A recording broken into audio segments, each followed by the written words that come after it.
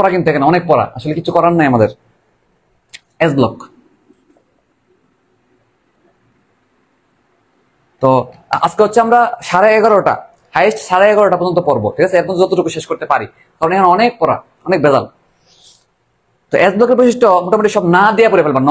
কি দিয়ে পড়ে ফেলবা বলো? এই যে তোমার যদি জিজ্ঞাসা করি ভাই এস ব্লকের বৈশিষ্ট্য তুমি কি পারো, তুমি বলবা ভাই পারি না, বলবা পারি না। এই যে না বললা, এই যে বললো না পারি না, এই না দিয়ে আমি সবকিছু শেষ করে ফেলবো এখন। এই যে বললো পারি না, না দিয়ে কি সবকিছু আমরা ইনশাল্লাহ করে ফেলবো, ঠিক আছে?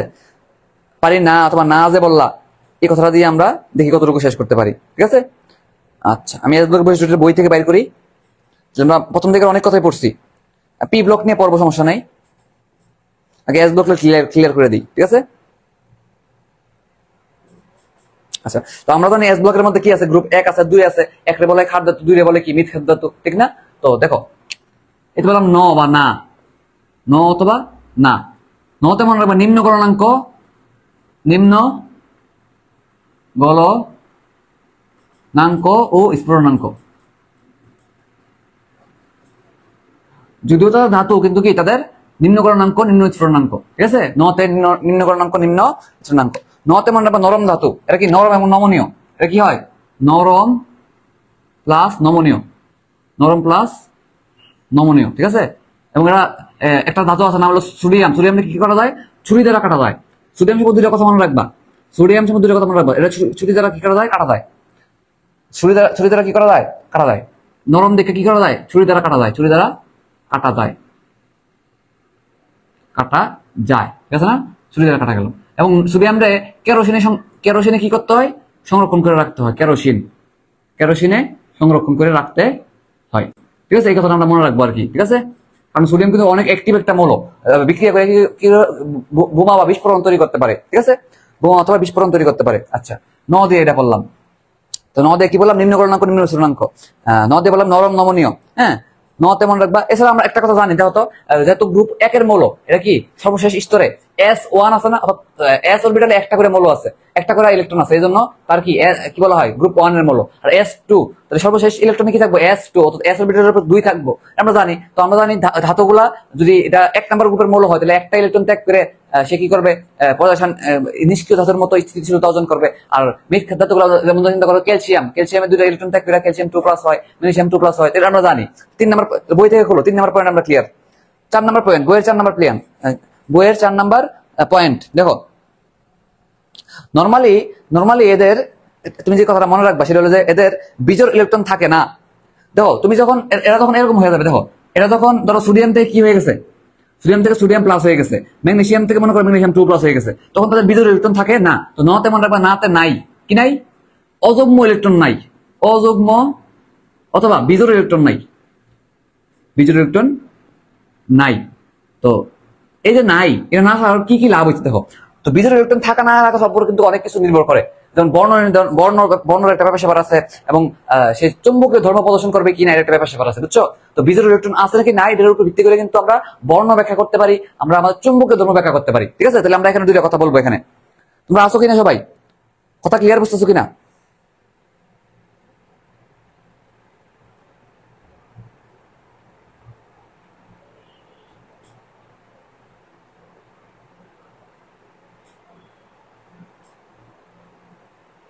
দাঁড়াও, হ্যাঁ অনেকেই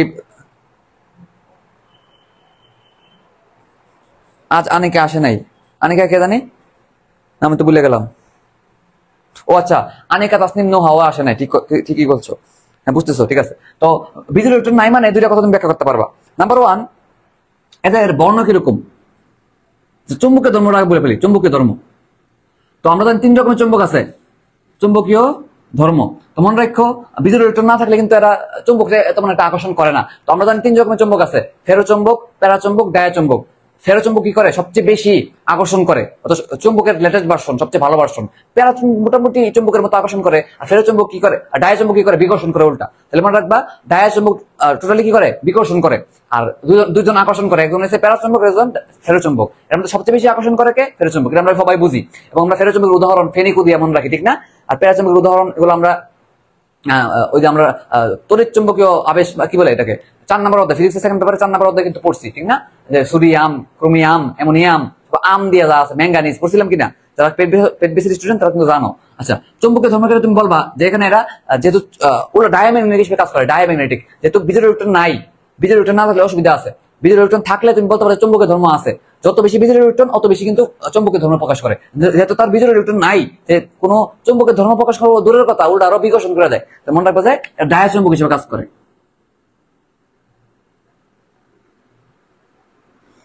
একটা কথা বললাম, এবার আসো বর্ণ নিয়ে কিছু কথাবার্তা বলি। যেহেতু তারা বিজোড় ইলেকট্রন নাই, তার বর্ণ থাকবে না, বর্ণ থাকবে না, বর্ণহীন হওয়ারই কথা। কিন্তু একটা ব্যতিক্রম আছে। এটা কি আছে? ব্যতিক্রম আছে।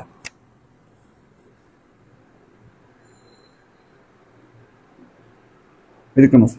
ব্যতিক্রম হলো পটাশিয়াম পারম্যাঙ্গানেট। সকল ম্যাঙ্গানেট যৌগ, সকল ম্যাঙ্গানেট যৌগ, খেয়াল করো, সকল ম্যাঙ্গানেট যৌগ, তাহলে ম্যাঙ্গানেট থাকলে ম্যাঙ্গানেট, জাস্ট ম্যাঙ্গানেট কথা লিখি, ম্যাঙ্গানেট। পটাশিয়াম পারম্যাঙ্গানেট হইতে পারে, বা তারপরে পটাশিয়াম পারম্যাঙ্গানেট হইতে পারে। তাহলে সকল ম্যাঙ্গানেট যৌগ, ম্যাঙ্গানেট, এবং সকল ক্রোমেট ডাইক্রোমেট যারা আছে, ক্রোমেট ডাইক্রোমেট আছে, অর্থাৎ ক্রোমেট শব্দ আছে, তাহলে এগুলো অনেক কালারফুল হয়। কি হয়? কালারফুল হয়। মনে রাখবা যেটা সেটা হলো ভাই, ক্রোমেট কমলা, ক্রোমেট কি হয়? নরমালি কমলা হয়। ক্রোমেট কি হয়? কমলা হয়। আর ম্যাঙ্গানেট গুলো কি হয়? গোলাপি হয়। বুঝছো? তো মনে রেখে নরমালি কি থাকে না, কোনো কালার থাকে না, তবে এই জিনিসগুলো কি থাকে? আমাদের কালার থাকে। ঠিক আছে, ন দিয়ে আমরা শেষ করে ফেলতেছি। আচ্ছা, আরো কিছু কথা দেখি, আরো কিছু কথা, যে এদের এতটুকু পর্যন্ত তুমি মনে রাখতে পারবা, এতটুকু পর্যন্ত তুমি বুদ্ধি দিয়ে মনে রাখতে পারবা। এবার শুধু বেসিকের কথা, বেসিক দিয়ে মনে রাখতে পারবে। এরপরে কি? বেসিক দিয়ে মনে রাখতে পারবে। এবার দেখো, চিন্তা করো, এই যে সোডিয়াম থেকে সোডিয়াম প্লাস হয়ে গেল, ম্যাগনেসিয়াম থেকে ম্যাগনেসিয়াম 2 প্লাস হয়ে গেল, এই ক্ষেত্রে তাদের কিন্তু খুব বেশি ইলেকট্রন ত্যাগ করতে হয় নাই, একটা দুইটা ত্যাগ করছে, এবং অল্প পরিমাণ শক্তি দিলে কি সে আয়নে পরিণত হয়ে গেছে। তাহলে বলো তো এদের আয়নীকরণ শক্তি কম না বেশি? আয়নীকরণ শক্তি কম। আয়নীকরণ শক্তি কম দিকেই তো সহজে ইলেকট্রন ত্যাগ করে সোডিয়াম থেকে সোডিয়াম প্লাস হয়ে গেছে, ঠিক না? তাহলে আমরা জানি বাম দিকে কিন্তু আয়নীকরণ শক্তি কম থাকে, এটাও জানি আমরা। 9-10 এর কনসেপ্ট দিয়ে তুমি আনসার করতে পারবা। তাহলে এটা যেহেতু বাম দিকের মূল এস ব্লকের, তাহলে কি আয়নীকরণ শক্তি কম হবে না? তো নতে মনে রাখবা নাই বা কম, নাই অথবা কম বুঝবা, নাই অথবা কম বুঝবা। কি কম? আয়নীকরণ শক্তি কম। এদের কি নাহলে কি এত সহজে হইতো? আর বাম দিকে যেহেতু আছে আয়নীকরণ শক্তি তো কম হইব, আমরা সবাই বুঝি। আয়নীকরণ শক্তি কম। আচ্ছা, আয়নীকরণ শক্তি কম মানে হচ্ছে সহজে আয়ন বানানো যায়, সহজে আয়ন বানানো যায়, অত সহজে ইলেকট্রন ত্যাগ করতে পারে। যে ব্যক্তি সহজে ইলেকট্রন ত্যাগ করে তারা বলে কি জারণ বলি না আমরা?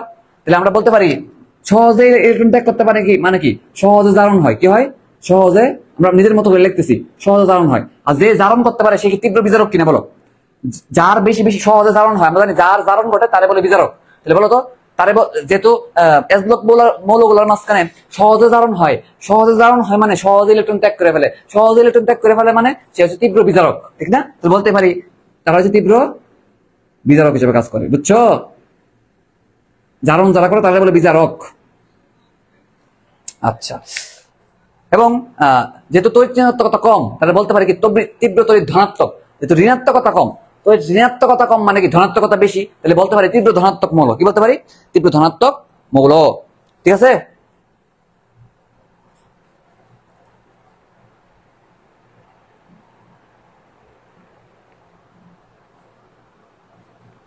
ঠিক আছে, ওকে। আচ্ছা, তো এটাও বলতে পারি। এবং আর কি বলতে পারি বলতো? আর কোন লাইন আছে আমাদের? তাহলে ঋণাত্মকতা কম মানে কি? কম মানে হচ্ছে এদের তীব্র তড়িৎ ধনাত্মক, তীব্র তড়িৎ ধনাত্মক। এটা হচ্ছে ঋণাত্মক। হ্যাঁ, তাহলে তাহলে বলতে পারি বাম দিকে যেহেতু আছে, বাম দিকে আছে মানে কি? তড়িৎ ঋণাত্মকতা কম। তড়িৎ ঋণাত্মক কম মানে হচ্ছে তীব্র তড়িৎ ধনাত্মক, তীব্র তড়িৎ ধনাত্মক, এই কথা বলতে পারি। ঠিক আছে, যেটা লিখছিলাম আর কি, মুছে দিছি বলে। হ্যাঁ, আরেকটা কথা হচ্ছে বুনসেন বার্নারের কালার। বুনসেন বার্নারের কালার, তাহলে মনে রাখবে সবাই মোটামুটি বুনসেন বার্নার যদি বলে, বুনসেন বার্নারে শুধুমাত্র সবাই মনে রাখবে বর্ণ সৃষ্টি দেয়। বুনসেন বার্নারে সবাই বর্ণ সৃষ্টি করে, কিন্তু দুইজন করে না, বেরিলিয়াম এবং ম্যাগনেসিয়াম।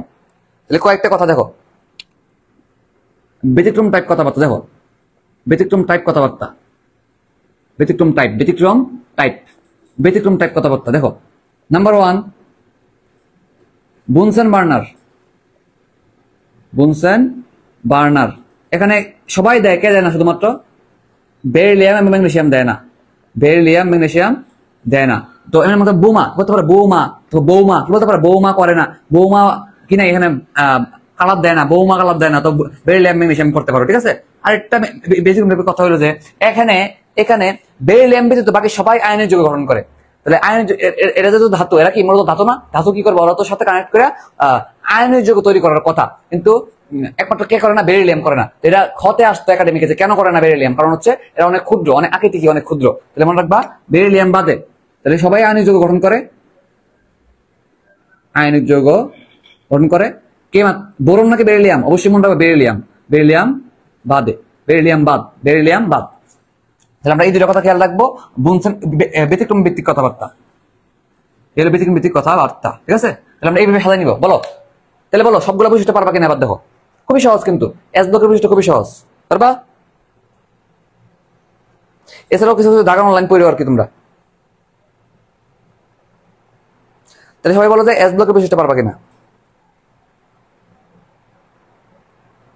এস ব্লকের বৈশিষ্ট্য বুঝছো কিনা, আবার পারবা কিনা বলো। জাস্ট চিন্তা করো, দেখো আমি তোমার একবার রিভিশন দিই, দেখো জাস্ট একবার রিভিশন দিই।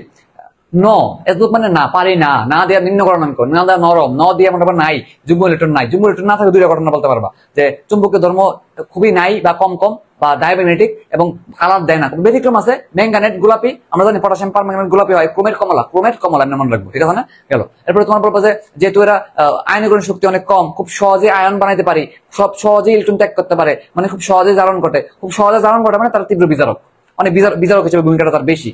এবং যেহেতু তড়িৎ ঋণাত্মকতা তার কম, তার মানে তড়িৎ ধনাত্মকতা বেশি, বোঝা যায়। এবং এখানে দুটো ব্যতিক্রম ভিত্তিক দুটো কথাবার্তা, যে বেরিলিয়াম ম্যাগনেসিয়াম বাদে বাকি সবাই বুনসেন বার্নারের কালার বর্ণ সৃষ্টি করে, এবং বেরিলিয়াম বাদে বাকি সবাই আয়নিক যৌগ গঠন করে। আমরা হাজারি স্যারকে মেন ধরে পড়লাম, হাজারি স্যার থেকে যদি প্রশ্ন আসতে পারে। এখন যদি অন্য বই তুমি ঘুহ স্যার বা অন্য স্যার মিলিতে যাও, তখন দেখবে কঠিন হয়ে যাবে পড়াটা।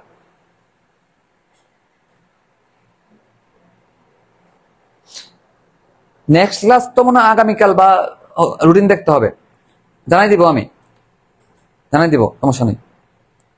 তোমরা বুঝতেছো বলো তো? তাহলে এস ব্লকের বৈশিষ্ট্য কত সোজা না? কত সোজা না? দেখো তো, চিন্তা করে বাই করে ফেলা যায় কিনা, দেখো একটু টেকনিক্যালি পড়ে ফেলা যায় কিনা। এবং আমি যখন এইভাবে পড়ছিলাম তখন দেখছি যে এটা আমি রিভিশন না দিলেও চলে।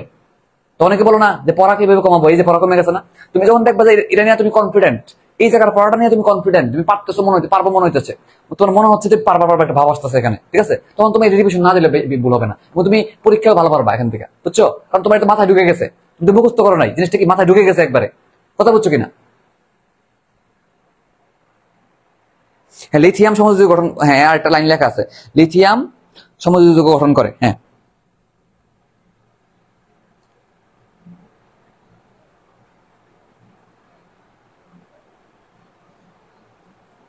তার একটা কথা, আরেকটা লাইন ও বলছে, একটু মনে করে দিয়েছে, আমি লিখে দিই।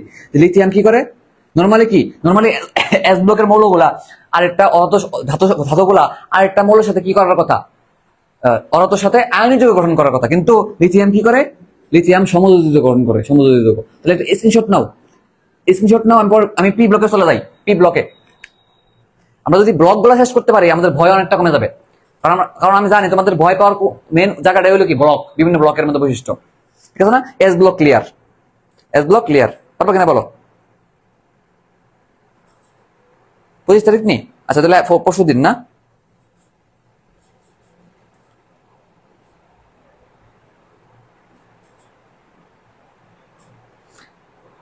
তোমরা বুঝতেছো কিনা বলো, বুঝতেছো? এটার নাম পড়া, এটার নাম টেকনিক, মজা। আমি আমি একবার বাসায় গিয়ে সেকেন্ড টাইম একজন পড়াইতেছিলাম, বুঝছো? সে অনেক জায়গায় ক্লাস করছে, যে এটা তারা যখন তারা এইভাবে শিখাইলাম, ভাই এত মজা, এত কেমনে শিখাইলেন, কেমনে পারেন এগুলা, ঠিক আছে? তো পড়ালেখার টেকনিক জানতে হয়, ঠিক আছে? মুছে দিব কিনা বলো? হ্যাঁ, সমযোজী ইংরেজি হলো covalent bond, covalent, covalent. Ionic তো আয়নিকই, ঠিক না? আর কোভ্যালেন্ট বন্ড মানে কি? সমযোজী। ভ্যালেন্সি মানে যুদ্ধতা, তারপরে তোমার এই যে জারণ মানে কি? অক্সিডেশন। বিজারণ মানে কি? রিডাকশন, ঠিক না? অক্সিডেন্ট মানে জারক, রিডাক্টেন্ট মানে বিজারক, ঠিক না?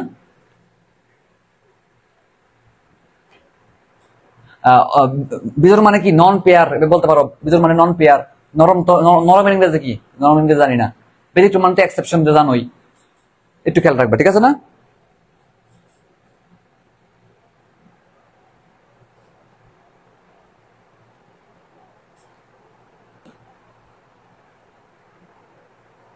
ওকে, ঠিক আছে, মুছে দিলাম। স্ক্রিনশট নিতে পারো। 1 2 3 শেষ। S block clear, S block clear.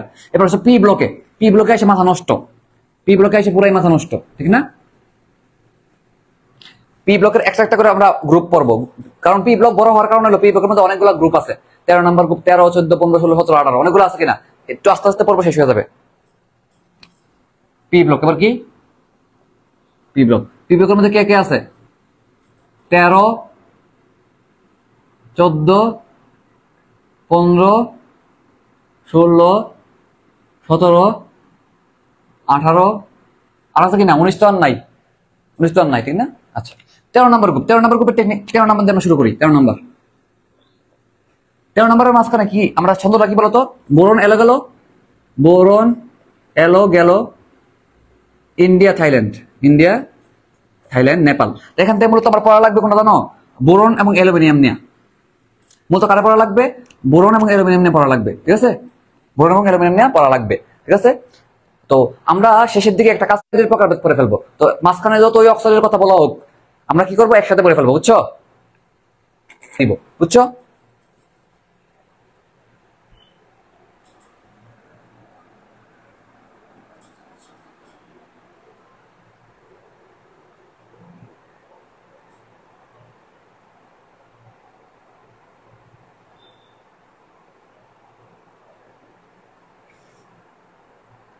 কি সব ঠিক আছে না? সব ঠিকঠাক আছে না? ঠিকঠাক আছে না? না, সব ঠিকঠাক আছে তো? ঠিকঠাক আছে না সবকিছু? মূলত বোরন এবং অ্যালুমিনিয়াম নিয়ে পড়তে হবে, সব ঠিকঠাক আছে তো? আচ্ছা, অ্যানহাইড্রেটটা বলবো, সমস্যা নাই। আমি সহজ করে বলি, শানমৌলিক সৌরভ, পানি চলে গেলে যে অবস্থা তারা বলে অ্যানহাইড্রেট। একটা যৌগ থেকে পানি চলে গেলে যে অবস্থা তারা বলে কি? অ্যানহাইড্রেট যৌগ, ঠিক আছে? আচ্ছা, এবার পি ব্লকে চলে আসে, বিসমিল্লাহ কইরা। তো এস ব্লকে কিছু বিক্রিয়া লেখা আছে, তুমি একটু দেখো যে মিথ্যা ধাতু কেন বলে জানো এস ব্লকে 2 নম্বর গ্রুপে? কারণ একটু বইয়ের মধ্যে আসলে ঢাকায় নিও। ক্যালসিয়াম এবং ম্যাগনেসিয়াম রে, ক্যালসিয়াম এবং ম্যাগনেসিয়াম রে সরাসরি বইয়ের মধ্যে লাইন আছে, খুঁজে বাই করো। ক্যালসিয়াম ম্যাগনেসিয়াম রে সরাসরি মাটিতে পাওয়া যায়, এটা মনে লেখা আছে। ক্যালসিয়াম ম্যাগনেসিয়াম কি পাওয়া যায়? সরাসরি মাটিতে পাওয়া যায়, এজন্য মিথ্যা ধাতু বলে, দেখে নিও এটা। আচ্ছা, এস ব্লকে কিছু বিক্রিয়া লেখা আছে, বিক্রিয়াগুলো আসলে তেমন গুরুত্বপূর্ণ না, তবে তাও একটা খেয়াল রেখে একটা তোমরা পারো। দেখো তো, তোমরা জৈব যৌগে পড়ছিলা, জৈব যৌগে পড়ছিলা কি বলো তো? এই যে ক্যালসিয়াম কার্বাইড, ক্যালসিয়াম কার্বাইডে যদি পানি দাও, পানি দিলে কি উৎপন্ন মনে আছে কিনা? CH ট্রিপল বন্ড 9 এর কথা মনে করো, অ্যালকাইন উৎপন্ন ছিল, মনে আছে? অ্যালকাইন উৎপন্ন ছিল, মনে আছে কিনা? তো এটাই মনে রাখো যে অ্যালকাইন উৎপন্ন করার বিক্রিয়ার মধ্যে কিন্তু ক্যালসিয়াম কার্বাইড ইউজ করতে পারি আমরা, ঠিক না? বা এখানে আমরা কি উৎপন্ন করতে পারি যদি বলি যে কার্বাইডের বিশ্লেষণে কি উৎপন্ন হয়? কার্বাইডের বিশ্লেষণে, কার্বাইড যৌগের বিশ্লেষণে এই যে ক্যালসিয়াম কার্বাইড বলছে না, ক্যালসিয়াম কি 2 নম্বর গ্রুপের না? তো এই কার্বাইড যৌগের বিশ্লেষণে মূলত অ্যালকাইন উৎপন্ন হয়।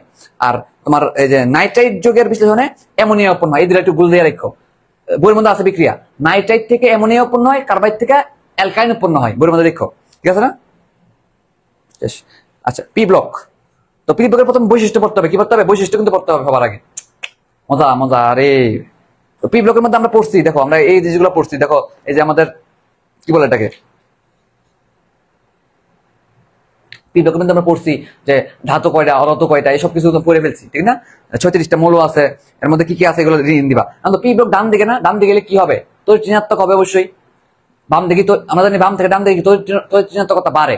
ডান দিকে যেহেতু পি ব্লক যেহেতু ডান দিকে আছে, তাহলে মানে কি? এটা হচ্ছে তোর ঋণাত্মক ধাতু, তোর ঋণাত্মক অধাতু, অবশ্যই তোর ঋণাত্মক অধাতু। আচ্ছা, এবং পি ব্লকের মধ্যে কিন্তু আমাদের সেই ইয়াগুলো আছে, নাম কি? সেমিকন্ডাক্টর বা অর্ধপরিবাহী গুলো আছে, আমরা সবাই জানি। আচ্ছা, পি ব্লকের মধ্যে ধাতু কয়টা? 12টা লেখা আছে, একটু পড়বা, ঠিক আছে? এবং গ্রাফাইট কিন্তু কার্বনের একটা রূপভেদ, ঠিক না? এটা আমরা পরে পড়বো, একটু পরে পড়বো, দেখে নেবো, সমস্যা নেই। এখন একটা কথা, এবং পি ব্লকের মধ্যে পরিবর্তনশীল জারণ অবস্থা দেখা যায়। তোমার একটু বোঝাই আমি তোমার এই জিনিসটা। দেখো এই যে আমাদের পি ব্লকের মাঝখানে ইয়ে আছে কিনা, নাম কি? যে কোনো একটা যৌগ ধরো, যেমন সালফার, সালফার 2+ হয়, 4+ হয়, 6+ হয়, বলতো জারণ অবস্থা ভিন্ন ভিন্ন হইতে পারে কিনা? হইতেই পারে। এছাড়াও পি ব্লকের মধ্যে নাইট্রোজেন আছে, একটু পড়বো। নাইট্রোজেনের অনেকগুলো জারণ অবস্থা আছে, +1, +2, +3, +4, +5, অনেকগুলো কিছু জারণ অবস্থা আছে। তাহলে আমরা পি ব্লকে দেখবো যে অনেকগুলো মৌল পড়ার সময় আমরা দেখবো যে অনেকগুলো জারণ অবস্থা আছে। জন্য বলতে পারি পি ব্লকে পরিবর্তনশীল জারণ অবস্থা আছে, এই কথাটা বলতে পারি। আচ্ছা, আর কি কথা আছে দেখি। এবং পি ব্লক গুলা বলতো অধাতু না, অধাতু যেহেতু ধাতুর সাথে বিক্রিয়া করে কি করবে এরা, ধাতুর সাথে বিক্রিয়া করে আয়নের যৌগ উৎপন্ন করতে পারে, অথবা অরাত অরাত মিলে মিলে কি সমযোজী যৌগ উৎপন্ন করতে পারে, এটাও বলতে পারি আমরা। আচ্ছা, এবার আসলে একটা কথা, তোমরা যদি প্যাচ লেগে যাবে জিনিসটা, এটা দেখো জারণ ক্ষমতা বিজারণ ক্ষমতা বাম থেকে ডানে কমে নাকি বাড়ে, এর একটা কনফিউশন। কি বললাম? জারণ ক্ষমতা বিজারণ ক্ষমতা বাম থেকে ডানে কমে নাকি বাড়ে, উপর থেকে নিচে কমে নাকি বাড়ে, এটা একটা কনফিউশন, বুঝছো? তোমার এই জিনিসটা ক্লিয়ার করে নাও, তোমার পরিমাণগত রসায়নে এই জিনিসটা কাজে লাগবে। তুমি এই জিনিসটা ক্লিয়ার করো। তিনটা শব্দ দেখো, তিনটা শব্দ আমি বেসিক ক্লিয়ার করি। পি ব্লকের বৈশিষ্ট্য একবার বুঝতে পড়তে পারলে ভাই, একবার যদি মাথা বিজ্ঞান জিনিসটা তুমি সারা জীবন পারবা এটা, ঠিক আছে? এই জন্য আমরা এখন ছন্দ ইউজ করবো না, ছন্দ ইউজ করবো না, আমি জাস্ট একটু বুঝাই, তুমি বোঝার চেষ্টা করো, একবার মাথায় ঢুকে গেলে মনে থাকবে এটা, ঠিক আছে? আচ্ছা, তো কি বললাম, তিনটা শব্দ লিখি আমি। জারণ, জারক, জারণ ক্ষমতা। তো জারণ মানে তো ইলেকট্রন সারণ, এটা আমি বুঝি, ইলেকট্রন ত্যাগ, ইলেকট্রন ত্যাগ। জারক মানে যার বিজারণ ঘটে, জারক মানে কি আসলে বিজারণ যার বিজারণ ঘটে তাকে বলে কি জারক, এবং বিজারণ মানে ইলেকট্রন গ্রহণ। ইলেকট্রন গ্রহণ করলে কি বলবো? ইলেকট্রন গ্রহণ করলে আসলে কি বলি আমরা? বিজারক বলি, ঠিক না? কথাটা বুঝি। তাহলে এটা নিয়ে সমস্যা হলো এটা, জারণ ক্ষমতা এবং বিজারণ ক্ষমতা, জারণ ক্ষমতা এবং বিজারণ ক্ষমতা। তুমি শর্টকাট তোমার নাম শূন্য মনে হইতে পারে, দেখো জারণ ক্ষমতার নামটা শূন্য, জারণ ক্ষমতা তোমার নামটা শূন্য মনে হইতে পারে যে এখানে মনে জারণ হবে, জি না, জারণ ক্ষমতা মানে জারণ হবে না, ঠিক আছে? এটা হলো তোমার ভুলটা। তো মনে রাখো, জারণ ক্ষমতা মানে হচ্ছে, মনে রাখো জারকের ক্ষমতা, জারকের ক্ষমতা। তাহলে বিজারণ ক্ষমতা মানে কি? বিজারকের ক্ষমতা। তো একটা বুঝো, বাকিটা মনে থাকবে। জারকের ক্ষমতা, জারকের ক্ষমতা। জারকের ক্ষমতাটা আসলে কি? জারকের ক্ষমতাটা আসলে, জারক মানে কি? বিজারণ হবে না? তাহলে মনে রাখো, জারকের ক্ষমতা মানে আসলে বিজারণ।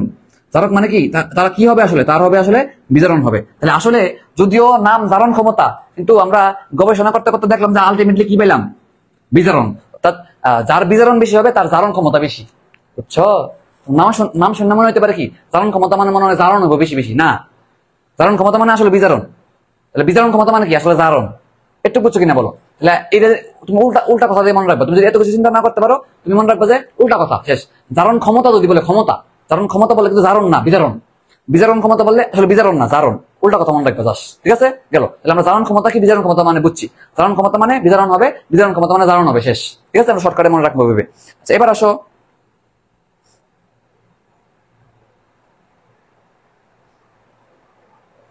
দেখি বাম থেকে ডানে কি হয় না হয়, ঠিক আছে? বাম থেকে ডানে বাড়ে নাকি কমে, না কমে নাকি বাড়ে, এই জিনিসটা আমরা পড়বো। জারণ ক্ষমতা কি অক্সিডাইজিং এজেন্ট? না, অক্সিডাইজিং এজেন্ট হলো জারক পদার্থ, এজেন্ট মানে পদার্থ, ক্ষমতা মানে পাওয়ার মনে হয়, যে জারণ ক্ষমতা মানে হচ্ছে হয়তো অক্সিডাইজিং পাওয়ার, এরকম অক্সিডাইজিং পাওয়ার।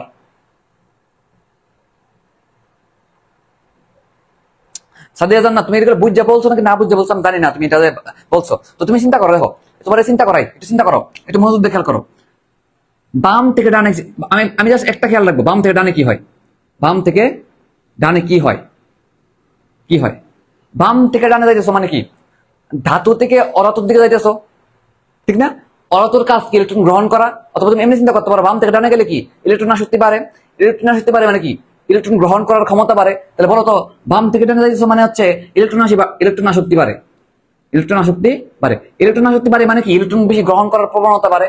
তো ইলেকট্রন আসক্তি বাড়ে কথা মানে তার কি হবে বলতো? বেশি বেশি বিজারণ হবে, বেশি বেশি বিজারণ হবে, বেশি বেশি বিজারণ হবে। আর বেশি বেশি বিজারণ হবে কথা মানে কি বলতো? জারণ ক্ষমতা বাড়তেছে কিনা? জারণ ক্ষমতা বাড়তেছে, বলো ঠিক আছে কিনা বলো? আমি আবারও বললাম, দেখো আমি যতই ডান থেকে না বাম থেকে না, কি বললাম তোর? ডান থেকে বামে, কি বললাম তোর? ডান থেকে বামে, পর্দা সারণীর ডান থেকে বামে। তাহলে চিন্তা করো, পর্দা সারণীর ডান থেকে বামের দিকে যাইতেছি, তার মানে কি ইলেকট্রন আসক্তি বাড়তেছে, অথবা ধাতু থেকে অধাতুর ধর্ম বাড়তেছে। অধাতুর ধর্ম হইতে ইলেকট্রন গ্রহণ করে ফেলা। তো চিন্তা করো, ডান থেকে বাম দিকে যাচ্ছি, ইলেকট্রন আসক্তি বাড়তেছে। ইলেকট্রন আসক্তি বাড়তেছে মানে ইলেকট্রনের প্রতি অনেক আসক্তি বা ইলেকট্রন গ্রহণ করার প্রবণতা বাড়তেছে। তো ডান থেকে বামে গেলে ইলেকট্রন গ্রহণ করার প্রবণতা বাড়তেছে, মানে ইলেকট্রন গ্রহণ করবে বেশি বেশি, ইলেকট্রন গ্রহণ করবে বেশি বেশি মানে বিজারণ হবে বেশি বেশি। অর্থাৎ ডান থেকে বামের দিকে যত যাবো বিজারণ প্রবণতা অর্থাৎ বিজারণ করার একটা টেন্ডেন্সি বাড়বে। বিজারণ বেশি বেশি হবে মানে কি? জারণ ক্ষমতা বাড়তেছে না? তাহলে তুমি একটা কথাই মনে রাখবা, ডান থেকে বামে জারণ ক্ষমতা বাড়ে। ঠিক আছে, ডান থেকে বামে জারণ ক্ষমতা বাড়ে, তাহলে বাম থেকে ডানে জারণ ক্ষমতা কমে। এবার উল্টা কথা বলি, কি বললাম? ডান থেকে বামে যদি জারণ ক্ষমতা বাড়ে, উপর থেকে নিচে উল্টা ঘটনা বলবা। অর্থাৎ উপর থেকে নিচে বলবা যে জারণ ক্ষমতা কমে। জারণ ক্ষমতা কমে মানে নিচের থেকে উপরে জারণ ক্ষমতা বাড়ে। আর জারণ ক্ষমতা যা বলছো এটা উল্টা কথা বলে দেবা কি বিজারণ ক্ষমতা। ঠিক আছে, তাহলে তুমি জাস্ট একটা কথা মনে রাখবা, জাস্ট চিন্তা করতে করতে জাস্ট একটা কথা মনে রাখবা যে ডান থেকে যতই বামে যাই জারণ ক্ষমতা বাড়তেছে। জারণ ক্ষমতা বাড়তেছে মানে কি বিজারণ ক্ষমতা কম হ্রাস পাইতেছে, ঠিক না? তুমি একটা কথা মনে রাখো, বাকি সব উল্টাই বলতে পারবা। তাহলে দেখি তো বইয়ের লাইনগুলো মিলে কিনা এবার দেখো। তুমি এবার দেখো যে বইয়ের লাইনগুলো তোমার মিলে কিনা, মিলিতে পারে কিনা দেখো। লাইন একটা লেখা আছে যে বাম, হ্যাঁ আমি ঠিকই তো লিখছিলাম, তোর ঠিকই লিখছিলাম, ঠিক আমি কি করলাম, ডান বাম বলে গেছি, আমি ডান বাম বলে গেছি।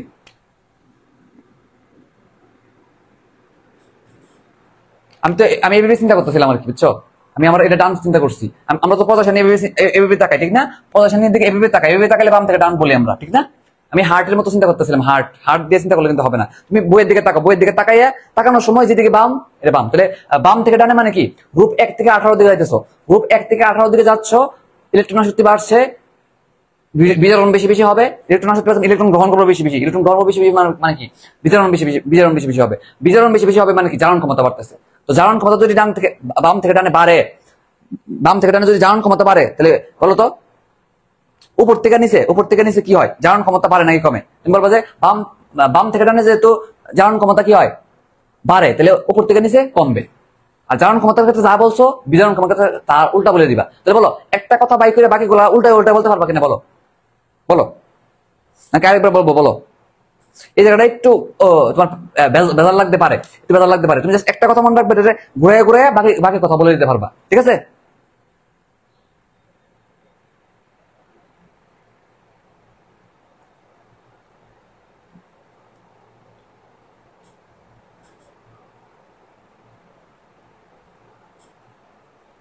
হ্যাঁ, আমাদের বাম ডান বাম হয়ে গেছে।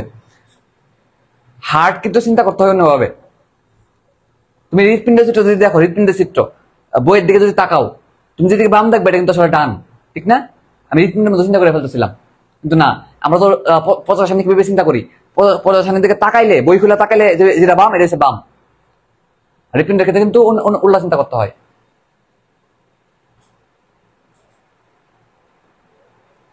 হ্যাঁ, তাহলে একটা কথাই মনে রাখবা, বাকি কথাগুলো উল্টাইবা। যে কি বললাম, পদাসানির বাম থেকে ডানে যদি যাই তাহলে কি হবে, বাম থেকে ডানে গেলে জারণ ক্ষমতা বাড়বে। জারণ ক্ষমতা বাড়বে মানে বলতো বিজারণ ক্ষমতা হ্রাস পাবে,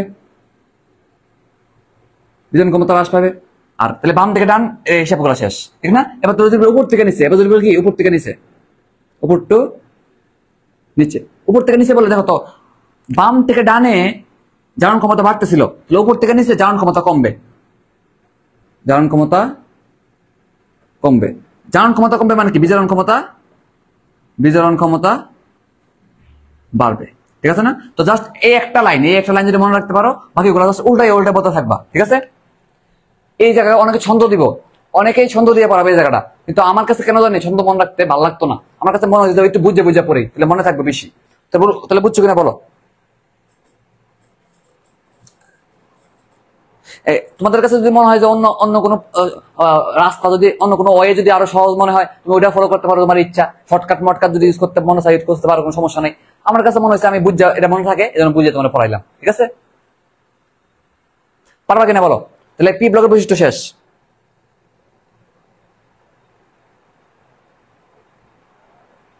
ইমা রহমান, অনেকে বিদাতা দিয়ে পড়ায়, বিদাতা মানে কি বিজারণ ক্ষমতা, ধাতব ধর্ম, এবং কি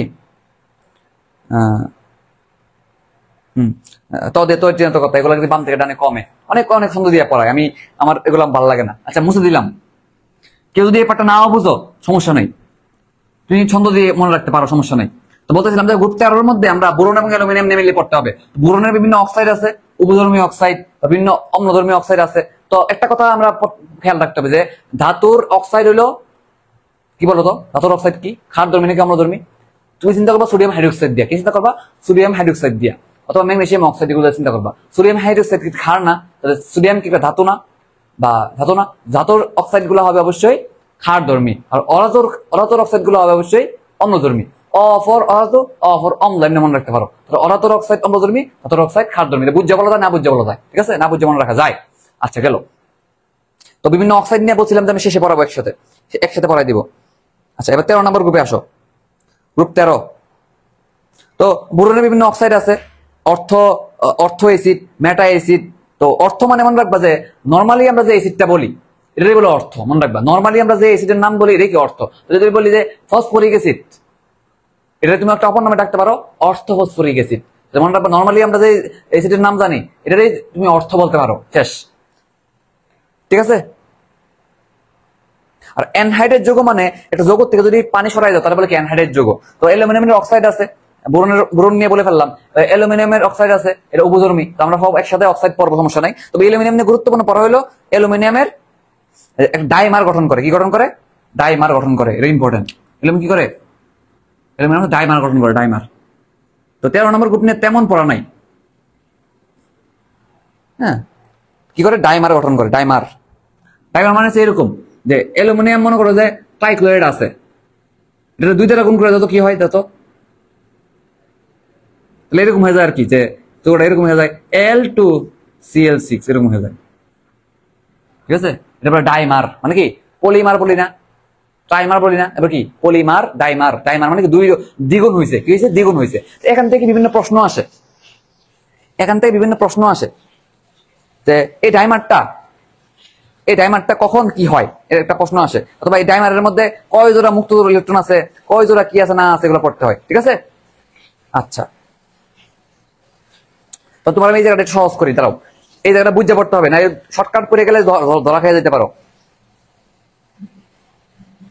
মনে আছে কিনা অ্যালুমিনিয়াম ক্লোরাইড একটা ঊর্ধ্বপাতিত বস্তু, মনে আছে? ঊর্ধ্বপাতিত বস্তু মনে আছে? তাহলে আমি এখানে একটু লিখি, দেখো।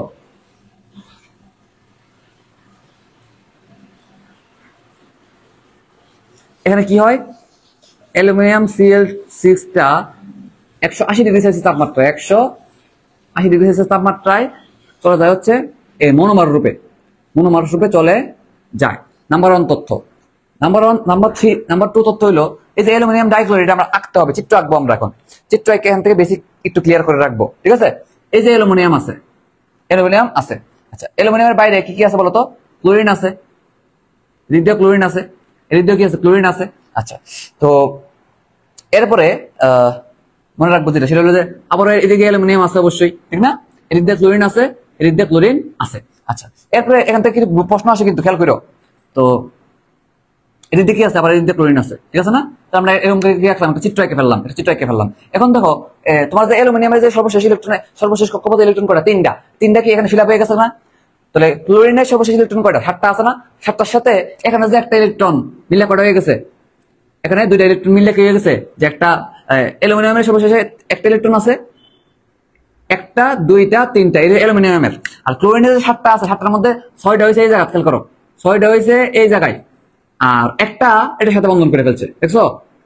তাহলে ক্লোরিনের 6টা হইলো এই জায়গায়, তুমি ইলেকট্রন বিন্যাস করে দেখো, আর একটা এখানে বন্ধন করে ফেলছে।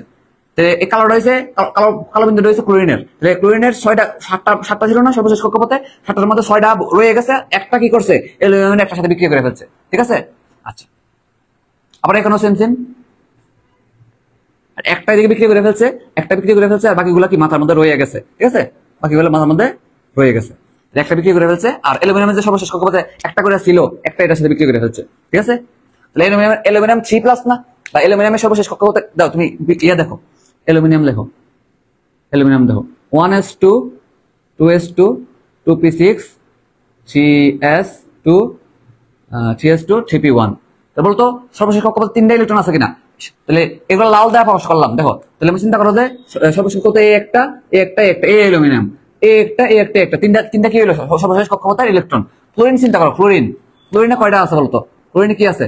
1s2 2s2 2p6 3s2 3p5। দেখো তো সর্বশেষ কক্ষপথে কয়টা আছে?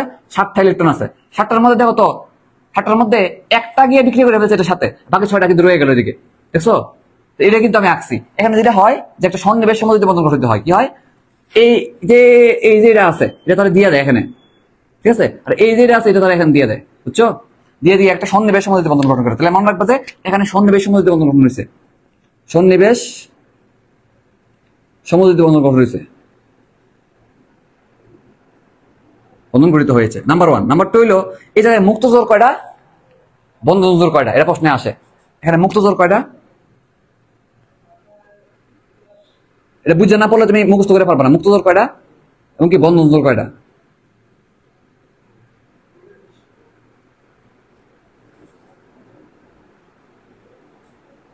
বলো, দেখে দেখে বলো, মুক্ত জোর কয়টা বা বন্ধন জোর কয়টা আগে বলো। দেখো বন্ধনের মধ্যে কয়টা জোড়া ইলেকট্রন আছে, 1 2 3, ঠিক আছে না?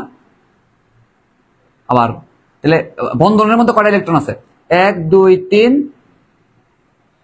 আর এদিকে কয়টা, 4 5 6 7 8, ঠিক আছে না? তাহলে মোট বন্ধনের মধ্যে কয়টা আছে ইলেকট্রন, 8টা ইলেকট্রন আছে। আবার চিন্তা করো, দেখো 1 2 3 4 5 6 7 8, 8টা জোড়া আছে। তাহলে বন্ধন ইলেকট্রন কয়টা, 16টা। বন্ধন জোর হইলো 8টা, বন্ধন ইলেকট্রন কয়টা, 16টা। এটা তোমরা খেয়াল রাখবো। আচ্ছা সরি, এটা এখানে লিখবো, এখানে লিখবো 8টা এবং কি আর 16টা হইলো বন্ধন ইলেকট্রন, বন্ধন ইলেকট্রন। আর যদি মুক্ত জোর কয়টা, দেখো মুক্ত জোর কয়টা, 1 2 3 4 5 6 7 8 9 10 11 12 13 14 15 16, 16টা মুক্ত জোর আছে। 16টা মুক্ত জোর আছে মানে কি 32টা মুক্ত ইলেকট্রন আছে। তাহলে মুক্ত জোর বললে কিন্তু তুমি জোড়া সংখ্যা বলবা, আর যদি বলে মুক্ত ইলেকট্রন কয়টা তোমাকে 2 দিয়ে গুণ করে দিতে হবে, ঠিক আছে?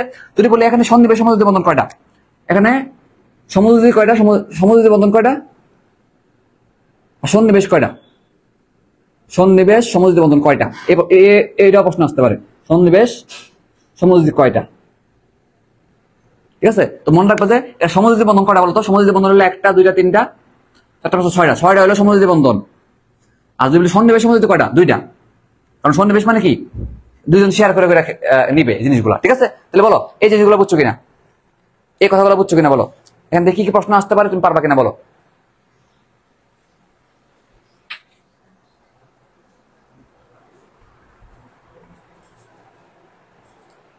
এই কথাগুলো পারবা কিনা বলো।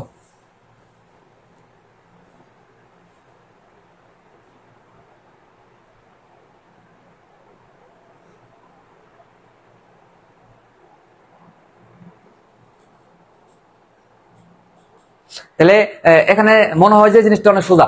নাম্বার 1 তো তুমি এটা মনে রাখবা যে কে ডাইমার গঠন করে, এটা একটা প্রশ্ন। আর এখান থেকে তুমি গণ্য গণ্য বাই করবা কি হয়। তো কথা হচ্ছে এই প্রশ্নগুলো কোথেকে পাইলেন আপনি, ভার্সিটিতে আসে এবং বোর্ড পরীক্ষা আসছেন, বোর্ড পরীক্ষার প্রশ্ন কিন্তু কপি করে দেয় অনেক সময়, বুঝছো? তো তুমি এই জায়গায় একটু সতর্ক থাকবা, ভালো করে পড়বা, ঠিক আছে? হ্যাঁ, তাহলে এই চিটো রাইটকে তুমি ভালো করে পড়বা। এটা কিন্তু একাডেমিকের পড়া পড়াইলাম, এটা কিন্তু একাডেমিকের জিনিস পড়াই দিলাম, তোমার একাডেমিক কভার হয়ে যাবে কিন্তু এটা দিয়া, বুঝছো? আর দুই থেকে 3টা লাইন বললে একাডেমিক শেষ। এটা তাহলে পারবা কিনা বলো, 13 নম্বর গ্রুপ শেষ।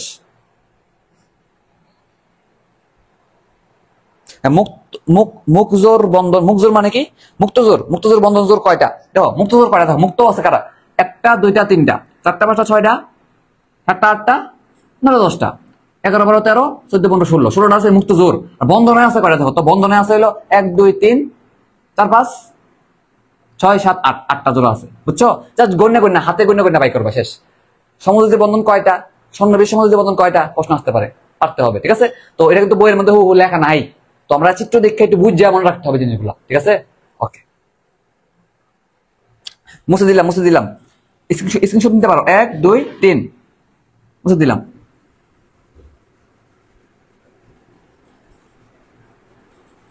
তাহলে 13 নম্বর গ্রুপ শেষ। 13 নম্বর গ্রুপ নিয়ে আমরা মূলত বোরন এবং অ্যালুমিনিয়াম নিয়ে পড়াশোনা করবো, ঠিক আছে? 14 নম্বর গ্রুপ আসবো, 14 নম্বর। তাহলে 13 নম্বর শেষ, 14। এবার কি 14 মধ্যে কে কে আছে বলো। 14 মধ্যে আছে কি, কাশি গেলে সোনা পাবে, কাশি গেলে সোনা পাবে, ঠিক না? এদিক তো নাকি 14 নম্বর গ্রুপ না এটা, কাশি গেলে সোনা পাবে। হ্যাঁ, তো কার্বন নিয়ে পড়তে হবে এখানে ভালো করে, ঠিক আছে? কার্বনের রূপভেদ করতে হবে, কি করতে হবে, কার্বনের রূপভেদ।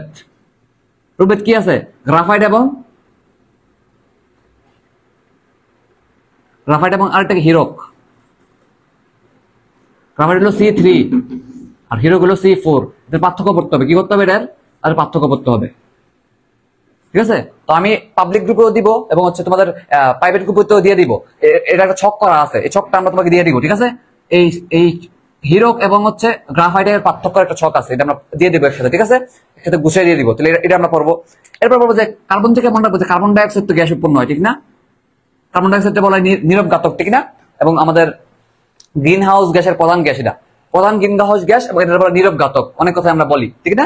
আচ্ছা, কার্বন ডাই অক্সাইড কি একটা অম্লধর্মী অক্সাইড, এটা আমরা জানি। আর কি পড়বো বলো তো কার্বন নিয়ে? কার্বন নিয়ে আর কি পড়া যায়? এটা একটা পড়বো এবং আর একটা কথা পড়বো যে কার্বনের চতুর্দুজতা আছে। এবং কার্বন কিন্তু আমাদের 3 রকমের, কার্বন কিন্তু জৈব যৌগে ব্যবহৃত হয়, ঠিক না? জৈব যৌগে 3 রকমের সংকরণ দেখায়, আমরা জানি। কার্বনের কি আছে? চতুর্যুজতা আছে, চতুর্যুজতা। বানানটা কঠিন, চতুর্যুজতা, চতুর্যুজতা, জাস্ট লিখে রাখো। ঠিক আছে, তাহলে আমরা কার্বন নিয়ে কথাগুলো খেয়াল রাখবো। আচ্ছা, কার্বন ডাই অক্সাইড কি গ্যাস? কার্বন ডাই অক্সাইড কি gas? Carbon die oxide gas, আমরা সবাই জানি। আচ্ছা, কার্বন ডাই অক্সাইড যদি গ্যাস হয়, কেন হয় এটা ব্যাখ্যা রেখে লেখা আছে, দরকার নাই তোমার। তুমি জাস্ট মনে রাখবা একটা কারণ মনে রাখবা, কেন? দুর্বল ভ্যান ডার ওয়ালস বল। কি দুর্বল ভ্যান ডার ওয়ালস বল, এই কারণে কি হয়? কার্বন ডাই অক্সাইড গ্যাস হয়। তুমি এই কথাটাই মনে রাখবা। ঠিক আছে, এছাড়াও শুষ্ক বরফ, তুমি এই জায়গাটা কেমনে পড়বা? তুমি এই কার্বন নিয়ে সব কথা একসাথে লিখে ফেলবে, টান দিয়ে লিখে ফেলবা, এইভাবে লিখে ফেলবা, দেখতে সুন্দর লাগবো। ঠিক আছে না? এইভাবে লিখে ফেলবা। এরপর তুমি বলে চতুর্যুজতা, কঠিন carbon die oxide. Carbon die oxide কঠিন কার্বন ডাই অক্সাইড কি বলে? শুষ্ক বরফ বলে, শুষ্ক বরফ বলে। ঠিক আছে, এটা আমরা পড়ে ফেলবো। আর কার্বন ডাই অক্সাইড কেন, carbon die oxide normally gas কেন? এটা নর্মালি কি কেন গ্যাস কেন? গ্যাস কেন? কারণ হচ্ছে তুমি একটা কারণে লিখে রাখবা, দুর্বল ভ্যান ডার ওয়ালস বল, দুর্বল ভ্যান ডার ওয়ালস বল। ঠিক আছে, এর সাথে একটা প্রশ্ন আছে, silicon die oxide. Silicon die oxide কেন কঠিন? কারণ এখানে কি আছে? কেলাস আকার হিসেবে থাকে, তারা কি থাকে? কেলাস আকারে থাকে সিলিকন ডাই অক্সাইডের। এবং এটা ইয়া করে নেবা -56 ডিগ্রি, যেহেতু বরফ মানে কি মাইনাস হবে তাপমাত্রা, বরফ মানে কি তাপমাত্রা মাইনাস হবে অবশ্যই, -56 ডিগ্রি সেলসিয়াস মনে রাখবা। ঠিক আছে, এই কথাগুলো খেয়াল রাখতে তাহলেই হবে।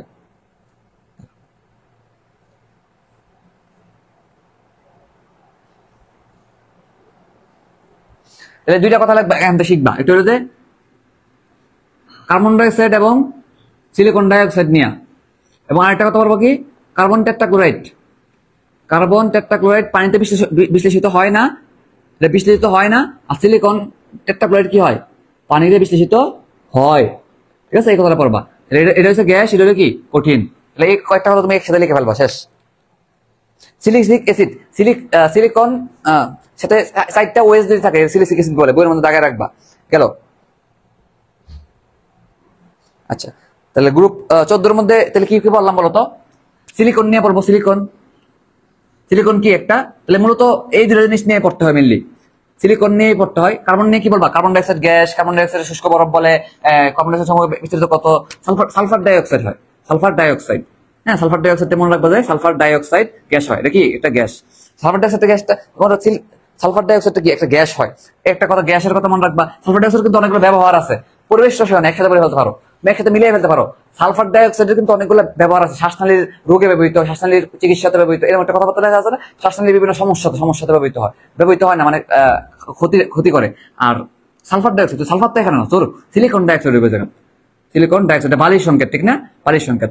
আর হ্যাঁ, তাহলে এই কথাটা খেয়াল রাখবো, সিলিকন ডাই অক্সাইড যে বালি, এবং এটা যে এটা কেন, এটা কি পানিতে বিশ্লেষিত হইতে পারে কিনা? না, এটা একটা কঠিন জিনিস, এটা কি কঠিন জিনিস, শেষ। গলনাঙ্ক কত, স্ফুটনাঙ্ক কত করে নিবা। এটা কত, এটার কি গলনাঙ্ক স্ফুটনাঙ্ক কত? গলনাঙ্ক স্ফুটনাঙ্ক, স্ফুটনাঙ্ক, ঠিক আছে, কথা করে নিবি, শেষ। তাহলে কি বললাম? কার্বন সম্পর্কে তুমি এই কথাগুলো মনে রাখবা। তারপর হচ্ছে সিলিকন নিয়ে, সিলিকন ডাই অক্সাইড গলনাঙ্ক স্ফুটনাঙ্ক লিখে পারে। ঠিক আছে, তাহলে এই দুটো জিনিস তুমি একটু পড়বা ভালো করে, তাহলে হয়ে যাবে। ঠিক আছে, তাহলে বলো গ্রুপ 14 ক্লিয়ার কিনা? গ্রুপ 14 কি করতে হবে? কার্বন নিয়ে পড়াশোনা করতে হবে এবং তোমার কি নিয়ে পড়াশোনা করতে হবে? সিলিকন নিয়ে পড়াশোনা করতে হবে। ঠিক আছে না? তো সিলিকন নিয়ে কিন্তু তুমি আরো পড়াশোনা করবা, সেমিকন্ডাক্টর অধ্যায়ে, ফিজিক্সে। এছাড়াও তুমি ন্যানো কণা, যে তোমার অর্থনৈতিক রসায়ন, ওখানে সিলিকন নিয়ে কিছু পড়াশোনা আছে, বুঝছো? তো সিলিকন নিয়ে তুমি একসাথে সব করে ফেলার ট্রাই করবা।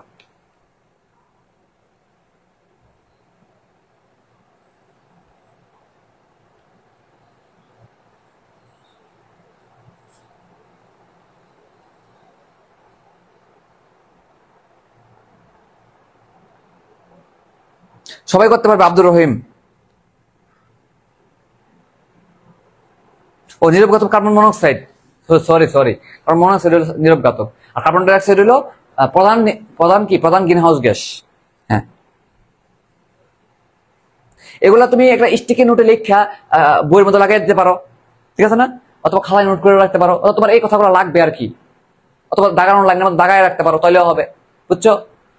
বই দাগায় রাখতে পারো, বইয়ের পাশে অথবা একটা স্টিকি নোটে যতটুকু লাগবে ততটুকু তুমি একটা সুন্দর করে লাগায় রাখতে পারো, বইটা গুছিয়ে ফেলবা, ঠিক আছে?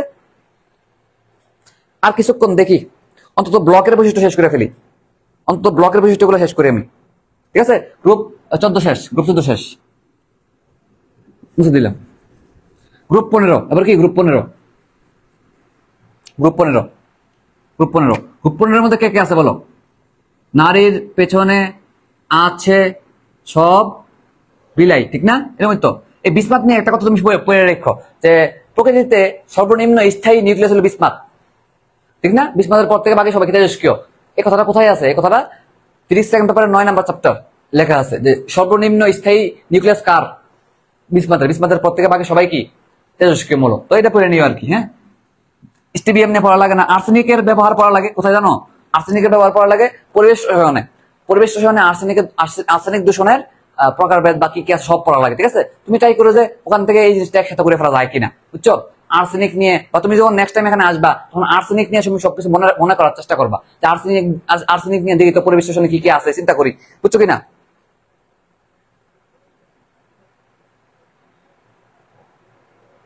বিসমাথ 83 নাম্বার, ঠিক না? তাহলে আমরা আশা করি এটা পারবো। আর্সেনিক নিয়ে তুমি ওইখান থেকে পড়ে পারবে একসাথে।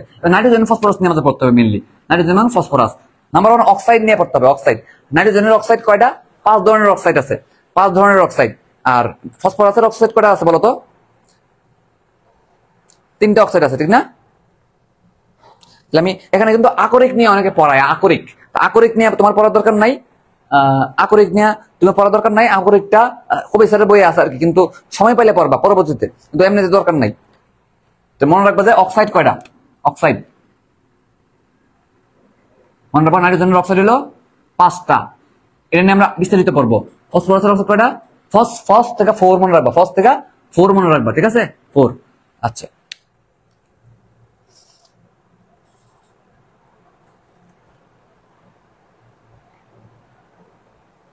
আচ্ছা, এখানে তোমার একটু আরেকটা জিনিস লিখ। এবং নাইট্রোজেনতে মনে রাখবা, নাইট্রোজেনে কি আছে? নাইট্রোজেন গ্যাস যেটা আছে, নাইট্রোজেন গ্যাস। আমরা জানি বায়ুমণ্ডলে সবচেয়ে বেশি থাকে কোন? Nitrogen gas. আমার নাইট্রোজেন ফিক্সেশন নামে একটা টপিক আছে, নাইট্রোজেন সম্বোধনকারী অনেক ব্যাকটেরিয়া আছে, ছত্রাক আছে, শৈবাল আছে, ঠিক না? একসাথে পড়ে ফেলবা। মানে তুমি যখন একটা এই টপিকটা পড়তে আসবা তখন তুমি অন্য জিনিসগুলো কানেক্ট করে ফেলবা। এটার উপরে পড়ালেখার স্টাইল, পড়ালেখার স্টাইল। যখন নাইট্রোজেন সম্পর্কিত তুমি একটা কাজ করতে পারো, তুমি একটা খাতার মধ্যে নোট করে ফেলতে পারো, তো সারা বইয়ে নাইট্রোজেন সম্পর্কিত যা আছে একসাথে করে ফেলতে পারো। যেমন নাইট্রোজেন কি পাওয়া যায়? বায়ুমণ্ডলে সবচেয়ে বেশি পাওয়া যায় 78%। নাইট্রোজেন সম্বোধনকারী ব্যাকটেরিয়ার নাম কি? নাইট্রোজেন সম্বোধনকারী শৈবালের নাম কি? ছত্রাকের নাম কি? তারপর হচ্ছে নাইট্রোজেন ফিক্সেশনের কি কি তথ্য আছে, নাইট্রোজেনের কি কি অক্সাইড আছে, তারপর নাইট্রোজেন সম্পর্কিত যে আরো কথা, পর্যায় সারণীতে সবচেয়ে নিষ্ক্রিয় গ্যাসের পর নাইট্রোজেন নিষ্ক্রিয়, ঠিক না? নিষ্ক্রিয় গ্যাসের পর সবচেয়ে নিষ্ক্রিয় কে? নাইট্রোজেন, নাইট্রোজেন গ্যাস, ঠিক না? এই কথাগুলো তুমি সব একটা পেজে সাজাই ফেলতে পারো। সারা বইয়ের সারা ফার্স্ট সেকেন্ড পেপারে যত নাইট্রোজেন নিয়ে তথ্য আছে সব একসাথে করে ফেলতে পারো, হচ্ছে এটা হলো পড়ালেখার স্টাইল। তো এর নিষ্ক্রিয় কারণ হচ্ছে সব দেখবা যে তুমি এখানে এই তথ্যগুলা নাইট্রোজেন বন্ধন কেন নিষ্ক্রিয় এটার ব্যাখ্যা সম্পর্কে সব দেখবা 3 দিয়ে মিলে গেছে। কি দিয়ে মিলে গেছে? 3 দিয়ে মিলে গেছে। দেখো কি কি মিলে, দেখো তুমি। যেমন বিয়োজন শক্তি 945, এটা একটু দেখবা, এটার পরে 3 দিয়ে সবকিছু মিলে যাবে, ঠিক আছে? 3 দিয়ে মনে রাখবো যে এদের 3টি ধাপে ভাঙে, 3টি ধাপে কি নাইট্রোজেনের ত্রিবন্ধনটা ভাঙে। এটা মূলত এরকম থাকে আর কি, 3টে ধাপে কি বলে ভাঙে? নাইট্রোজেন ত্রিবন্ধন থাকে, 3টি ধাপে ভাঙে। এবং মনে রাখবো যে এর তাপমাত্রা লাগে, এই বন্ধনটা ভাঙতে তাপমাত্রা লাগে হলো 3000 ডিগ্রি সেলসিয়াস। এসব 3 দিয়ে মিলে ফেলবে, 3টি ধাপে ভাঙে, 3টি বন্ধন থাকে, 3000 ডিগ্রি সেলসিয়াস, ঠিক না? এবং এর বন্ধন দূরত্ব কত? বন্ধন দূরত্ব হইলো মনে রাখবো যে 0.1098 মিলে গেছে। দেখো 10.9, 3টা সংখ্যা কিনা দেখো, 3টা সংখ্যা 10.98 মিলছে কিনা বলো? এত ন্যানোমিটার, এত ন্যানোমিটার। দেখো 3 দিয়ে কিন্তু অনেক কিছু মিলতেছে এই জায়গায়। তাহলে তুমি নাম্বার 1 মনে রাখবে যে নিষ্ক্রিয় গ্যাসের পর সবচেয়ে নিষ্ক্রিয় কোনটা? Nitrogen gas. শেষ। নাইট্রোজেনের অক্সাইড কয়টা? 5টা। 5টা নিয়ে আমরা পড়বো, ঠিক আছে?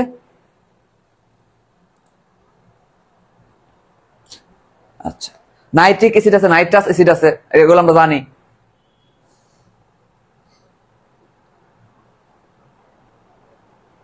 আচ্ছা, শেষে আমি আরো গুছাই দিব, তুমি টেনশন করো না, আরো গুছাই দিব, আরো গুছানো জিনিস আছে। আচ্ছা, তো নাইট্রোজেন নিয়ে কথাগুলো আমরা খেয়াল রাখবো একসাথে। এরপর তুমি মনে রাখবা যে ভাই এই যে নাইট্রোজেনের অক্সাইড গুলা, হ্যাঁ, তো নাইট্রোজেনের জারণ সংখ্যা দেখো, আমি জারণ একসাথে করে দিই। জারণ সংখ্যা +1 হইলে তখন যৌগটার নাম হয় N2O, +2 হইলে এটা হয় NO, +3 হইলে যৌগটা হয় N2O3, +4 হইলে 5টা অক্সাইড দেখায়, 5টা জারণ অবস্থা দেখায়, তার পরিবর্তনশীল জারণ অবস্থা দেখায় N2O4, এটার সংক্ষেপে লেখা হয় NO2। আর +5 হইলে তখন যৌগটা হয় এরকম নাইট্রোজেন পেন্টাঅক্সাইড, তাহলে এটার নাম হচ্ছে নাইট্রাস অক্সাইড, যেটা লাফিং গ্যাসের সংকেত। মনে আছে তোমাদের লাফিং গ্যাসের সংকেত কি? লাফিং গ্যাসের সংকেত কিন্তু এটা, ঠিক আছে? এটা হচ্ছে নাইট্রিক অক্সাইড, ডাইনাইট্রোজেন ট্রাইঅক্সাইড, এটার নাম কি? ডাইনাইট্রোজেন টেট্রাঅক্সাইড, নাইট্রোজেন টেট্রাঅক্সাইড, এটার নাম কি? নাইট্রোজেন পেন্টাঅক্সাইড বা ডাইনাইট্রোজেন পেন্টাঅক্সাইড। এই নামগুলা খেয়াল রাখবা আর কি। তো মনে রাখবা যে এই যে তিনটা আছে, তিনের পরের গুলো সবগুলো কি? অম্লীয়। মনে রাখবা, তাহলে এটা হলে মনে রাখবা যে কি বলে এটাকে, এই যে নাইট্রোজেন মনোঅক্সাইড, এটা হচ্ছে তোমার নিরপেক্ষ। এটা কি? নিরপেক্ষ। বাকি সবগুলো হচ্ছে অম্লীয়, বাকি সবগুলো কি? অম্লীয়, ঠিক আছে? যেহেতু নাইট্রোজেন একটা অধাতু যৌগগুলো তো অম্লীয় হয় নরমালি, তবে নাইট্রোজেন মনোঅক্সাইড কিন্তু নিরপেক্ষ, এটা খেয়াল রাখবা, ঠিক আছে? নাইট্রোজেনের অক্সাইড গুলো নিয়ে আমাদের পড়তে হবে, বুঝছো?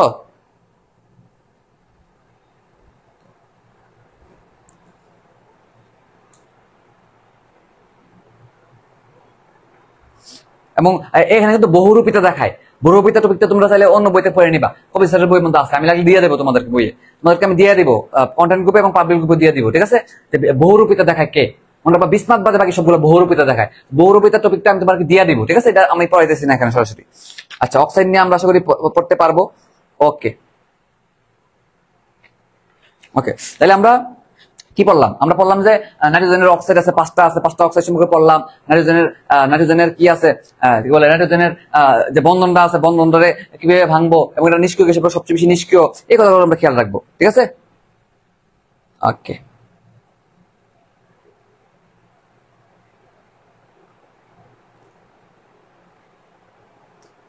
আচ্ছা, শেষের দিকে কিছু কথা আমি লিখে দিব, মনে করেন আমি মিস দিতেছি, শেষের দিকে কথা আমি লিখে দিব, মাঝখানে আমি কথাগুলো স্কিপ করে গেলাম, শেষের দিকে লিখে দিব, ঠিক আছে?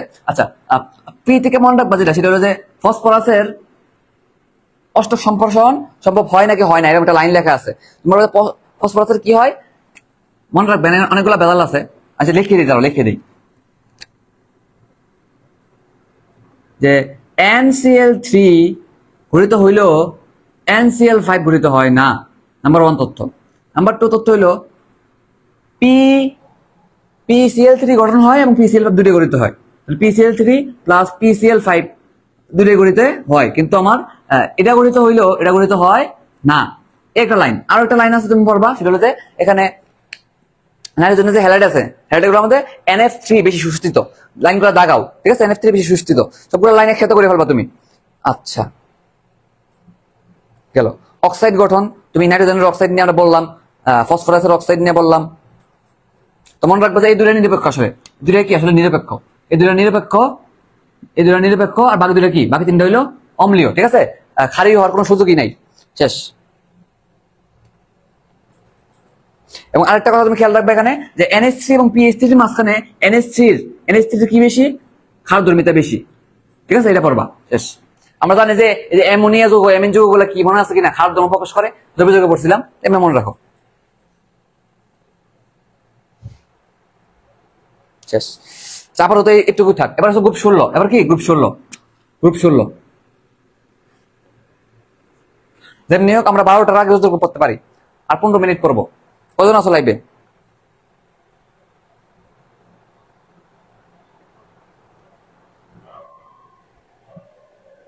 নাইট্রোজেন বন্ধনের এন এর নিচে কি লিখছেন? ওই এন এর নিচে কি লিখলাম? ত্রিবন্ধন লিখছি, ত্রিবন্ধন। দেখো এই যে নাইট্রোজেন বন্ধনের ত্রিবন্ধনটা মধ্যে দূরত্ব কত? এটা হচ্ছে দূরত্ব, বই থেকে দেখো এই ত্রিবন্ধনের মধ্যে দূরত্ব কত? 10, 9, 8 মিলে গেছে না? 8, 9, 10, 9, 8 মিলে গেছে, 3 দিয়ে মিলে গেছে সবকিছু, ঠিক না? জাস্ট তোমার একটু পড়ালেখা টেকনিক শিখে যাচ্ছে আর কি, হালকা পাতলা। ঠিক আছে, আমি তোমার সবগুলো কথা একসাথে লিখে দিব, টেনশনের কোনো কারণ নাই। হ্যাঁ, আমাদের ফুল ব্যাচ আছে, আমাদের ফুল মেডিকেল ব্যাচ আছে, এক্সাম ব্যাচ সবকিছু আছে, সবকিছু আছে আমাদের। তাহলে আমি একটু রিপ্লাই দিয়ে এখানে। তোমরা কি বুঝতেছো কিনা কথাগুলা? তোমরা কথাগুলো বুঝতেছো কিনা বলো?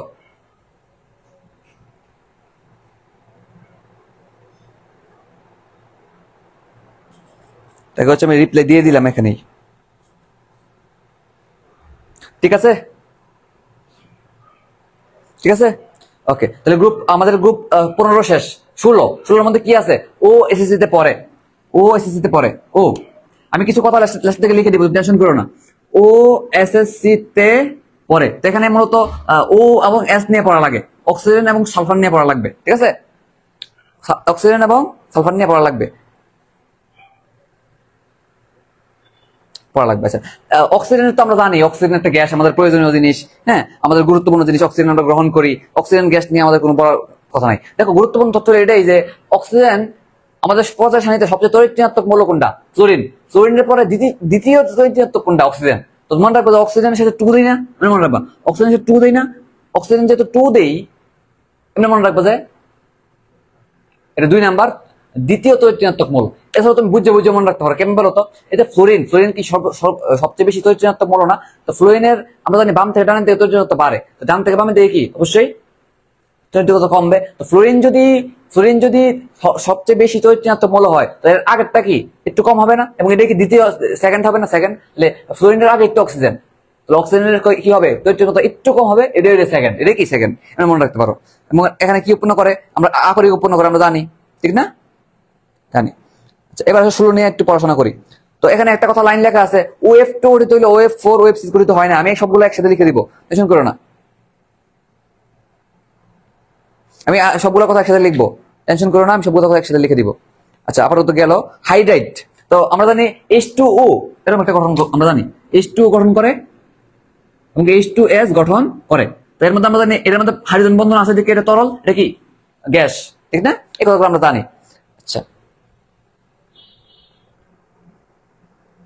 তো মোটামুটি আমাদের, তুমি যখন সালফার নিয়ে পড়াশোনা করবা তখন তুমি সালফার ডাই অক্সাইড একসাথে করে ফেলবা, ঠিক আছে? সালফারের কি থাকে? অনেক রকমের, কয়েকটা কথা পড়বা। সালফারের কি থাকে?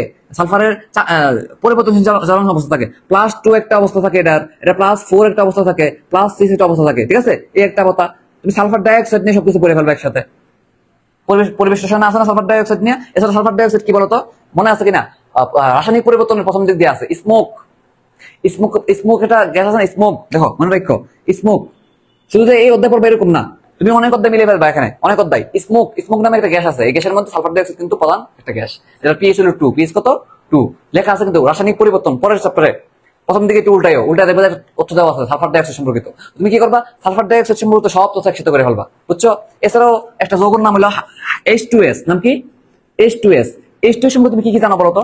তুমি জানো পচা ডিমের গন্ধ, H2S। এছাড়াও আমাদের যে মলের দুর্গন্ধের কারণ কি? H2S। এছাড়াও H2S কম থাকলে নাকি সুইট গ্যাস বলা হয়। তোমাদের অর্থনৈতিক রসায়নে প্রথম দিয়ে খুলবা, অর্থনৈতিক রসায়ন প্রথম দিয়ে খুলে দেবে যে H2S সম্পর্কে আরেকটা তথ্য দেওয়া আছে। তুমি কি করবা? H2S সম্পর্কে সব একসাথে করে ফেলবা, বুঝছো না? একটু গুছাই ফেলো, সবগুলা তথ্য করে গুছাই ফেলো। যে কি বললাম? পচা ডিমের গন্ধ, মলের দুর্গন্ধ, এছাড়া আমাদের কি অর্থনৈতিক রসায়নে প্রথম দিক দিয়ে লেখা আছে, ঠিক আছে? এস নিয়ে আমরা পড়ে ফেললাম। আর অক্সিজেন নিয়ে পড়বো। অক্সিজেন তো গুরুত্বপূর্ণ জিনিস আমাদের। অক্সিজেন কি করে? হাইড্রোজেন বন্ধনে একসাথে যুক্ত হয়ে পানির গঠন করে। এবং তুমি যখন পানি নিয়ে পড়বা তখন পানির সবকিছু একসাথে করে ফেলতে হবে। পানি নিয়ে আমাদের একটা কন্টেন্ট দেওয়া আছে, দিয়ে দেবো তোমাকে আবারও, ঠিক আছে? পানির মধ্যে হাইড্রোজেন বন্ধন কয়টা জানো কেউ? পানির মধ্যে হাইড্রোজেন বন্ধন কয়টা বলো তো দেখি। মোটামুটি 16 গ্রুপ 16 নিয়ে তেমন একটা কথা নাই। তাহলে যদি H2S কেমন অ্যাসিড, মনে রাখো এটা দুর্বল অ্যাসিড। এটা কি দুর্বল অ্যাসিড, ঠিক আছে? H2S কি দুর্বল অ্যাসিড? যা যা বলছি একসাথে করে ফেলবা। হ্যাঁ, গেল।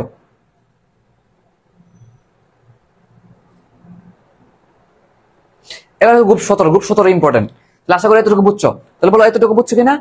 গ্রুপ 17 18 কিন্তু বেশি ইম্পর্টেন্ট। এটা দুটো ছক করলে দুটো পড়া শেষ।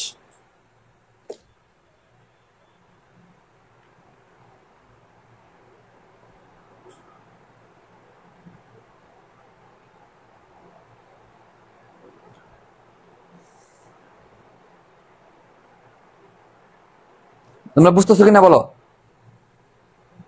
কোনটা? ভাইয়া এটা 2টা হবে নাকি 4টা? হাইড্রোজেন পানির মধ্যে না, পানির মধ্যে কয়টা বন্ধন হবে হাইড্রোজেন বন্ধন? এটাই তো প্রশ্ন। 2টা, আমার জানা 2টা না, 2টাই তো। 4টা নাকি 2টা? এই অনেকে এটা প্রশ্ন করতেছে। দাঁড়াও, এটা তুমি বুঝে বললে পারতা আর কি সহজে। দেখি তো আমি আমার মনে আছে কিনা দেখি।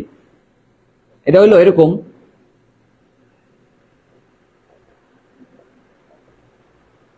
অক্সিজেনের মধ্যে 2 জোড়া মুক্ত ইলেকট্রন কিনা বলো, 2 জোড়া মুক্ত ইলেকট্রন। তখন আরেকটা যদি এখন অক্সিজেন থাকে,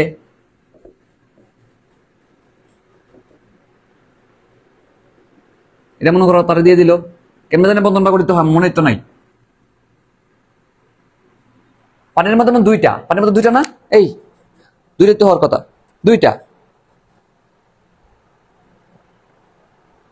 2টা।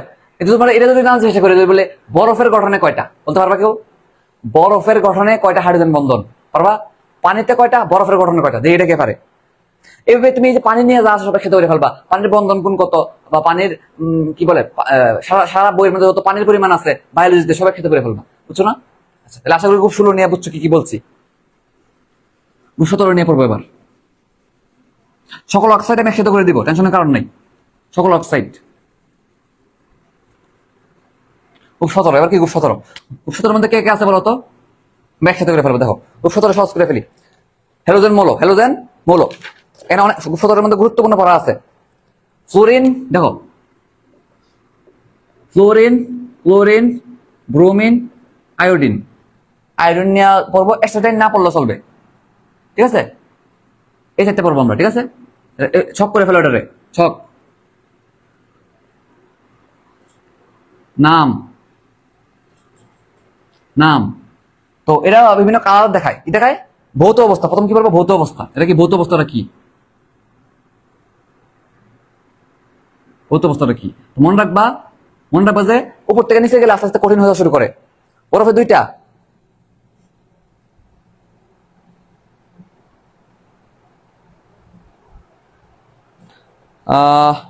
ধরো আমার একটা ক্লিয়ার হইতে হবে, আমার এই সংখ্যাটা খেয়াল নাই আর কি, একটু কনফিউজ আছে আমি। 4টাই হয়, ইন্টারে ইন্টার আর ইন্টা 2টা বের আছে, ওভাবে 4টা হয়। আচ্ছা, একটু দেখতে হবে। সবাই ফার্স্ট লাগে পাচ্ছ নাকি? তোমরা তো পড়াশোনা করো বেশি, তোমাদের তো এটা ক্লিয়ার থাকা উচিত, ঠিক না? সমস্যা নেই, এটা আমি আর একটু ক্লিয়ার করে দিব, এবং একটা ভিডিও দিয়ে হোক বা একটু বুঝাই হোক, কেমন বুঝে বুঝে মনে রাখা যায় বলবো, ঠিক আছে?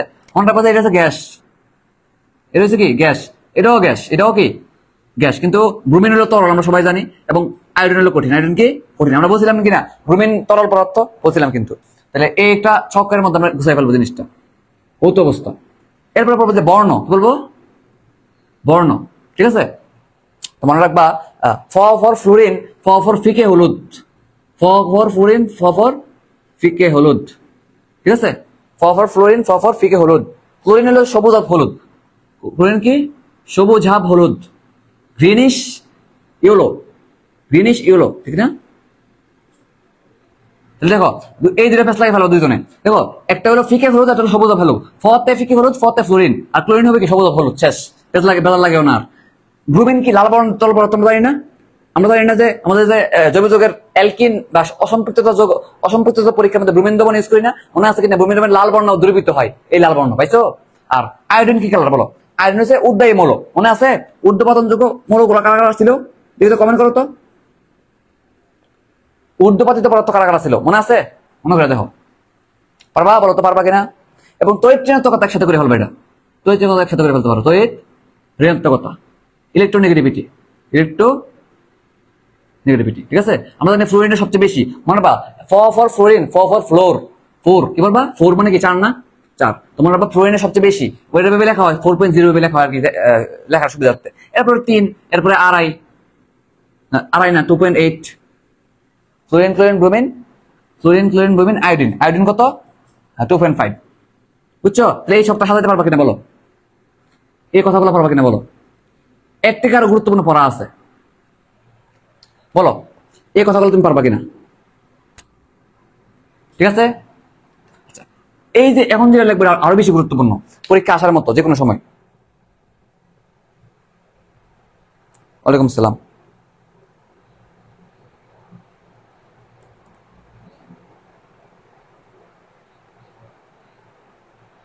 আমরা কিন্তু পি ব্লক শেষ করে ফেলতেছি, আর অল্প একটু আছে।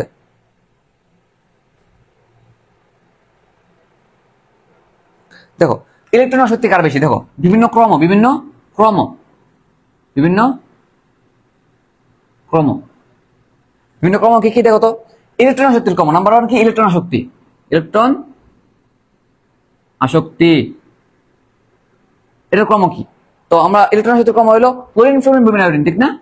উল্টা ব্যতিক্রম এটা, ক্লোরিন ফ্লোরিন ব্রোমিন আয়োডিন, আমরা একাডেমিকে পড়ছিলাম এটা।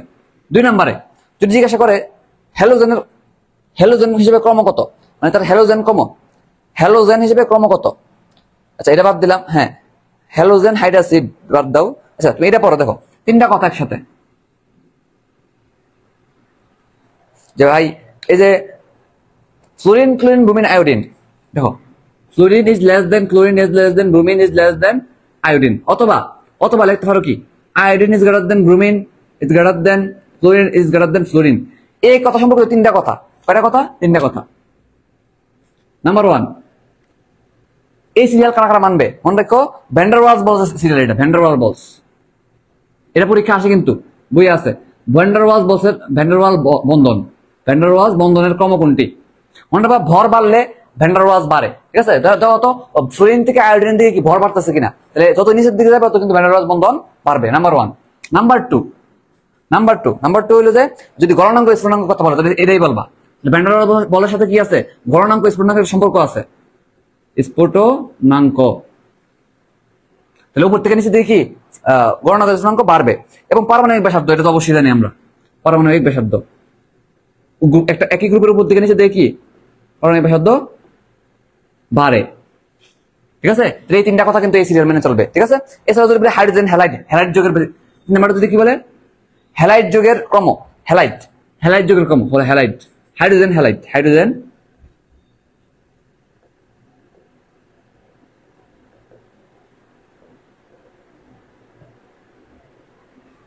তুমি মনে রাখবা এটা হচ্ছে এরকম, এটা অনেক জায়গায় আছে, hydrogen halide iodine bromine chlorine sorry, ঠিক আছে? এটা মনে রাখবা, এটা ক্রম আর কি। হ্যাঁ, তাহলে এই ক্রমগুলো তোমরা অবশ্যই খেয়াল রাখতে হবে। সক্রিয়তার ক্রম যদি বলে, সক্রিয়তার ক্রম তুই কি বলবো বলো তো? সক্রিয়তার ক্রম 3 নাম্বার, 4 নাম্বার যদি বলে তাহলে তুমি বলবো যে fluorine is greater than chlorine greater than bromine greater than iodine, ঠিক আছে? সক্রিয়তার ক্রম, ঠিক আছে? আচ্ছা, এবং সেম এটা হচ্ছে জারণ ক্ষমতার ক্রম বললে এটাই বলবা, জারণ ক্ষমতার ক্রম বললে কি এটাই বলবা, শেষ, ঠিক আছে? গেল। ইলেকট্রন আসক্তি বললে কি বলবো, এটা বলবো বুঝছি সবকিছু বুঝছি। ভ্যান ডার ওয়ালস বলছি, ভ্যান ডার ওয়ালসের ক্ষেত্রে আসলে কথাটা হলো কি এভাবে বলবা, ঠিক আছে? হ্যাঁ, তাহলে এই কথাগুলো পারবা কিনা বলো? তাহলে যদি বলি সবচেয়ে দুর্বল অ্যাসিড কোনটা, এটা কিন্তু সবচেয়ে দুর্বল অ্যাসিড, হাইড্রোজেন আয়োডাইড, এটা কি সবচেয়ে দুর্বল, এটা কি উইকেস্ট। যদি বলি যে সকল হ্যালাইড যৌগের মধ্যে সবচেয়ে কোনটা, হাইড্রোজেন হ্যালাইডের মধ্যে সবচেয়ে দুর্বল কোনটা, হাইড্রোজেন ফ্লোরাইড, বুঝছো? হাইড্রোজেন আয়োডাইড নিচে দেখি, ঠিক আছে? আমি কি একটু এলোমেলো করছি? ফ্লোরাইড ক্লোরাইড কি লিখছি আমি?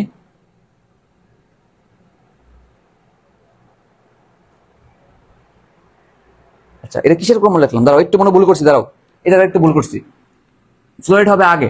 তুমি এইভাবে পাল্টা দাও, দেখো এইভাবে পাল্টা দাও, একটু আমি এডিট করতেছি এই জায়গাটা, দেখো হাইড্রোজেন হ্যালাইডের ক্ষেত্রে সক্রিয় ক্ষমতা হবে এরকম, ফ্লোরিন কি লিখবো, হ্যাঁ ঠিক লিখছিলাম না ভুল লিখছিলাম? ঠিকই লিখছি। আচ্ছা, হাইড্রোজেন আয়োডাইড সবচেয়ে বেশি, এরপরে হাইড্রোজেন আয়োডাইড সবচেয়ে বেশি, ব্রোমিন ক্লোরিন, দেখো হাইড্রোজেন ব্রোমিন হাইড্রোজেন, এটা এক এক বইয়ে এক কথা, 2 বই দেখলাম, হাইড্রোজেন ফ্লোরিন, ঠিক আছে? এই কথাটা বলবা। তাহলে দেখো হাইড্রোজেন আয়োডাইড সবচেয়ে শক্তিশালী, শক্তিশালী কোনটা, হাইড্রোজেন আয়োডাইড। তাহলে সবচেয়ে কম শক্তিশালী কোনটা, এটা দুর্বল, এটা কি দুর্বল, অর্থাৎ হাইড্রোজেন ফ্লোরাইডটাকে সবচেয়ে দুর্বল, এটা মনে রাখবা, ঠিক আছে? তাহলে বলো এই কথাগুলো পারবা কিনা? তাহলে আমাদের 17 নম্বর গ্রুপ শেষ। আর এই 12টাতে বাজে গেছে।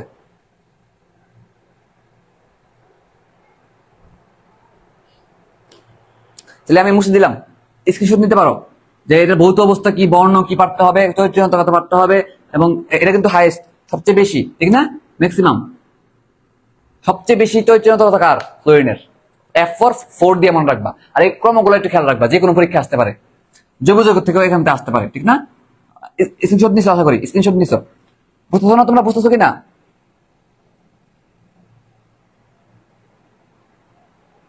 বুঝতেছো? মুছে দিলাম, মুছে দিলাম। 17 নম্বর গ্রুপ শেষ, 18 নম্বর গ্রুপ শুরু করবো এবার।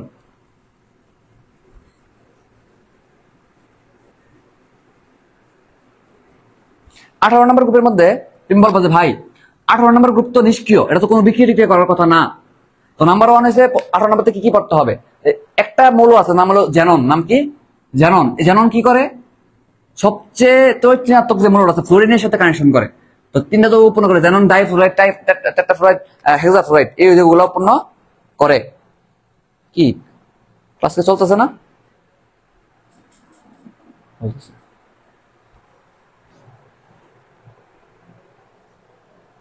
তো আমরা জ্যানন গুলো একসাথে করে ফেলি। জ্যাননের যোগ আছে, জ্যাননের তিনটা যোগ আছে, সব করে ফেলো এটা।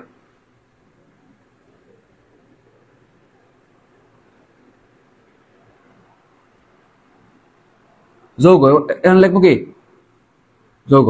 Xanon difluoride, Xanon টেট্রাফ্লোরাইড, Xanon hexafluoride. একটা কথা বলতে ভুলে গেছি, সালফারের পাশে লিখে রাখো, সালফার কিন্তু S8 রূপে থাকে, আর ফসফরাস থাকে P4 রূপে। এগুলো বহুরূপিতা বলে, বহুরূপিতা, ঠিক আছে, এটা দেখে নিও। তো এখানে যোজনী কত, যোজনী কত এটা জানতে হবে, ঠিক আছে। মনে রাখবো যে এখানে যোজনী হইলো শেষ, প্রায় শেষ, কিছু করার নাই। পড়া আসলে বেশি ছিল, আমার কিছু করার নাই। যোজনী কত? 2। এখানে যোজনী 4, এখানে যোজনী 6, ঠিক আছে। 2, 4, 6, আর এদিকে কত? এই যে মনে রাখবো যোজনী 2 ডাইফ্লোরাইড, 4 টেট্রাফ্লোরাইড, 6 হেক্সাফ্লোরাইড, শেষ, ঠিক আছে। এরপরে আসো যে এখানে কি করবে, সংকরায়ন। সংকরায়ন তো এই ক্ষেত্রে হলো sp3d, sp3d, sp3d, ঠিক আছে। এর ক্ষেত্রে হচ্ছে একটা করে বাড়বে, sp3d2, sp3d3, ঠিক আছে। এটা একটা করে বাড়াই দিবা, শেষ। sp3d1 2 3, sp3d এর আগে লিখবা, 1 2 3, শেষ, সিরিয়ালে বলবা। এর আকৃতি কি? আকৃতি, এর আকৃতি কি? আকৃতি কি? তো মনে রাখবা এটা হচ্ছে সরল রৈখিক, মুখস্থ করে ফেলতে পারো চাইলে, মেডিকেলের তো এই জন্য সরল রৈখিক। এরপরটা হলো তোমার সমতলীয় বর্গাকার, সমতলীয় বর্গাকার। আর এরপরটা হলো তোমার পঞ্চভুজীয় পিরামিডীয়। তুমি একটা পেজের পুরা পেজের পড়া এখানে শেষ, পঞ্চভূমীয় পিরামিড। তাহলে বলো এটা শেষ কিনা? এবার তোমার নিষ্ক্রিয় গ্যাসের ব্যবহার করতে হবে। কি করতে হবে? নিষ্ক্রিয় গ্যাসের ব্যবহার। ব্যবহারটা সাধারণ বুদ্ধি তোমরা বলে দিই, এটা তোমার পড়াবো না, কারণ এটা তো মুখস্থ করার জিনিস, ঠিক না। সাধারণ বুদ্ধি বলে দিই, সাধারণ কি হবে। তুই এটা ছক করবা, এই জায়গাটার মধ্যে ছক করে, তোমার বইয়ের মধ্যে লাগবে না, বইয়ের মধ্যে দেখতে ভালো লাগে না, ছক করবা, নাম লিখবা, নাম। তুমি হিলিয়াম লিখবা, হিলিয়াম, নিয়ন, আর্গন, ক্রিপ্টন, এগুলো নাম লিখবা। নাম লিখে কি করবা, তুমি এক্সট্রা এটা সব মিলাই পড়তে হবে এখানে, ঠিক আছে। কি করবা আমি তোমরা বলি, এটা লিখবা হাজারি। কি লিখবা? হাজারি। হাজারি সম্পর্কে যে হিলিয়ামের যে ব্যবহারগুলো আছে, পয়েন্টে পয়েন্টে লিখবা, 1 2 3, ঠিক আছে না। যে 1 2 3 দিয়ে তুমি কি করবা, হাজারি স্যারের পয়েন্ট গুলো লিখবা। এখানে লিখবা এক্সট্রা, এখানে লিখবা কি এক্সট্রা। এবং এই জায়গাতে তুমি একটা এক্সট্রা রেটার বা কবি স্যারের বই থেকে কি করবা, নিজে কালেক্ট করবা, অথবা আমি তোমাদের গ্রুপে দিয়ে দিব যে এক্সট্রা যে কাজগুলো আছে নিষ্ক্রিয় গ্যাসের ব্যবহার। তুমি সাধারণভাবে বুঝছো যে একই ছকে কি করবা, এক্সট্রা ইনফো এবং আমাদের হাজারি স্যারের মেইন বইয়ের কথা আমরা একসাথে নিয়ে আসবো, ঠিক আছে। এটা আমাদের পড়া জরুরি।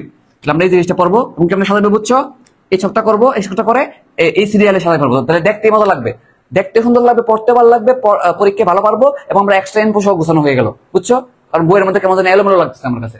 তাহলে 18 নম্বর গ্রুপ পারবা কিনা বলো।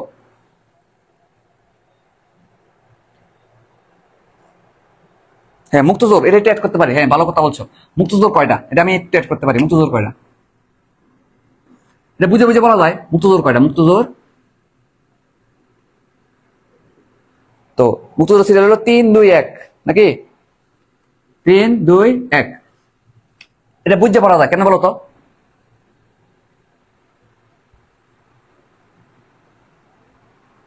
উল্টা বলছো নাকি? 1 2 দিন হবে এখানে মনে হয়।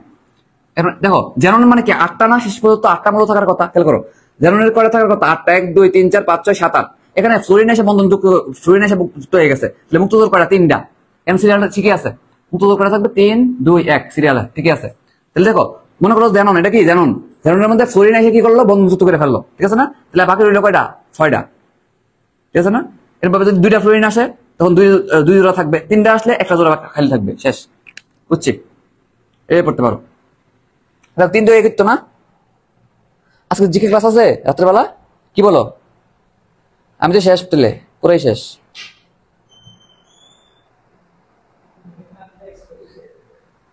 না আজকে জিকে ক্লাস নাই তোর।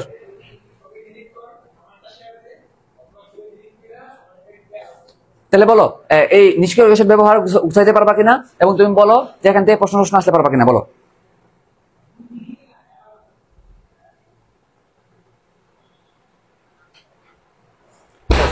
তাহলে আমরা 18 নম্বর গ্রুপ শেষ, মুছে দিলাম। স্ক্রিনশট নিতে পারো। 1 2 3। এবার আসলে কিছু গুরুত্বপূর্ণ লাইন লিখে দিই, যেটা বলতেছিলাম লিখে দিব। এই লাইনগুলোতে পরীক্ষা আসতে পারে, যে কোনো কথাবার্তা চলে আসতে পারে। লাইনগুলো তোমরা একটা লিখে দিই, দেখো।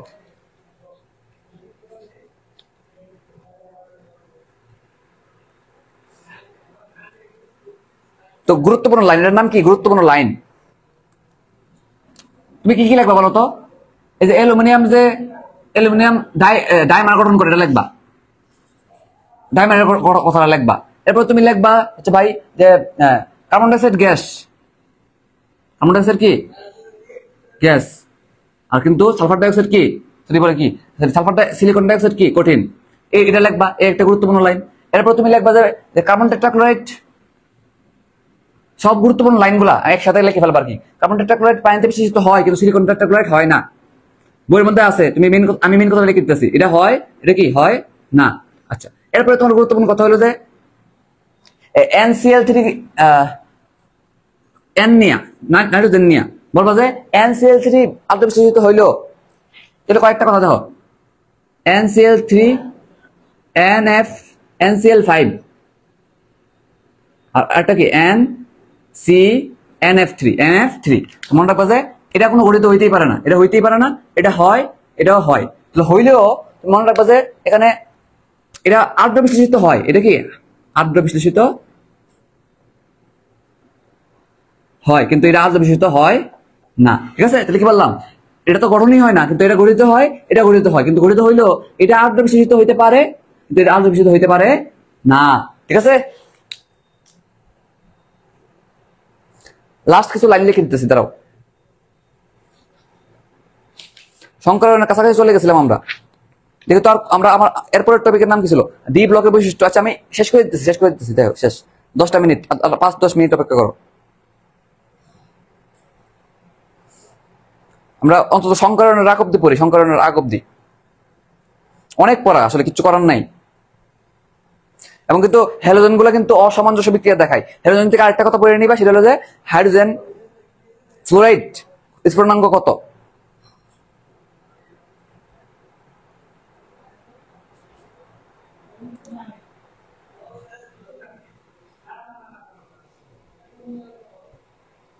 এরপরে ডি ব্লক চলে আসছিল, এরপরে আমাদের প্যারাম্যাগনেটিক অনেক ম্যাগনেটিক কথাবার্তা চলে আসছিল, এরপরে অ্যাক্টিনাইজ সিরিজ চলে আসছিল, বিভিন্ন বন্ধন, আরে বাবা দুনিয়ার পড়া এই জায়গার মধ্যে অনেক পড়া।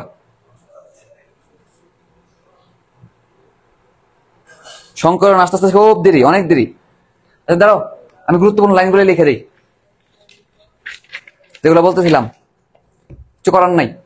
তো এই একটা কথা লিখবা, এরপর তুমি লিখবা যেটা, দেখো এরপর তুমি যেটা লিখবা যে হ্যাঁ লিখবা যে PCl5, পি থেকে একটা কথা লিখবা, PCl5 গঠিত, দেখো PCl3, দেখো PCl3 গঠিত হয়, PCl5 গঠিত হয়, কিন্তু মনে রাখবা যে Pi5 গঠিত হয় না। তো সব গুরুত্বপূর্ণ লাইন একসাথে লিখে ফেলবো আর কি। হ্যাঁ, তারপরে এরপরে তোমার বলো যাতে তুমি ডিভিশনের সময় একসাথে ডিভিশন দিতে পারো আর কি, কারণ তোমার এখনের নাম পড়াটা কেমন কেমন লাগতেছে। এরপর তুমি পড়বা যে ভাই যে আমাদের এই যে PHNH3 এর ক্ষার দৈর্ঘ্য ইজ গ্রেটার দেন PH3, ঠিক আছে? এই কথাটা তুমি লিখবা। এরপর তুমি যেটা পড়বা সেটা হইলো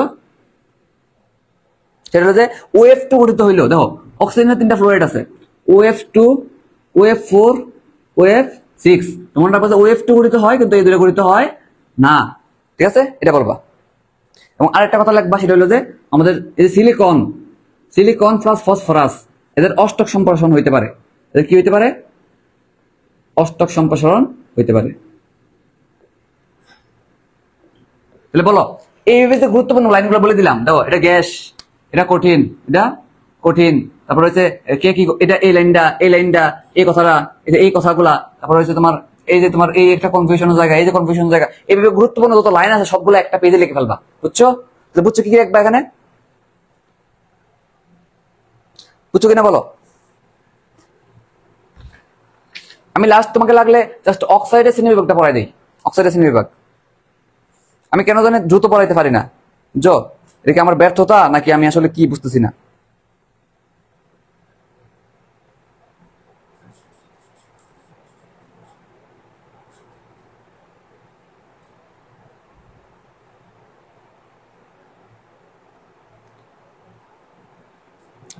ডি প্রকাশ ধাতুর বৈশিষ্ট্য সব ডি ব্লকে থাকবে, মিলে দেখবা, ঠিক আছে? এই কথাগুলো তুমি পড়বা, পড়লা, ওকে। তারপর আর কি আছে এরকম ভাবে দাগানো লাইন, যে ইম্পর্টেন্ট কত কথাবার্তা আছে সবগুলো একটা পেজে লিখে ফেলবা।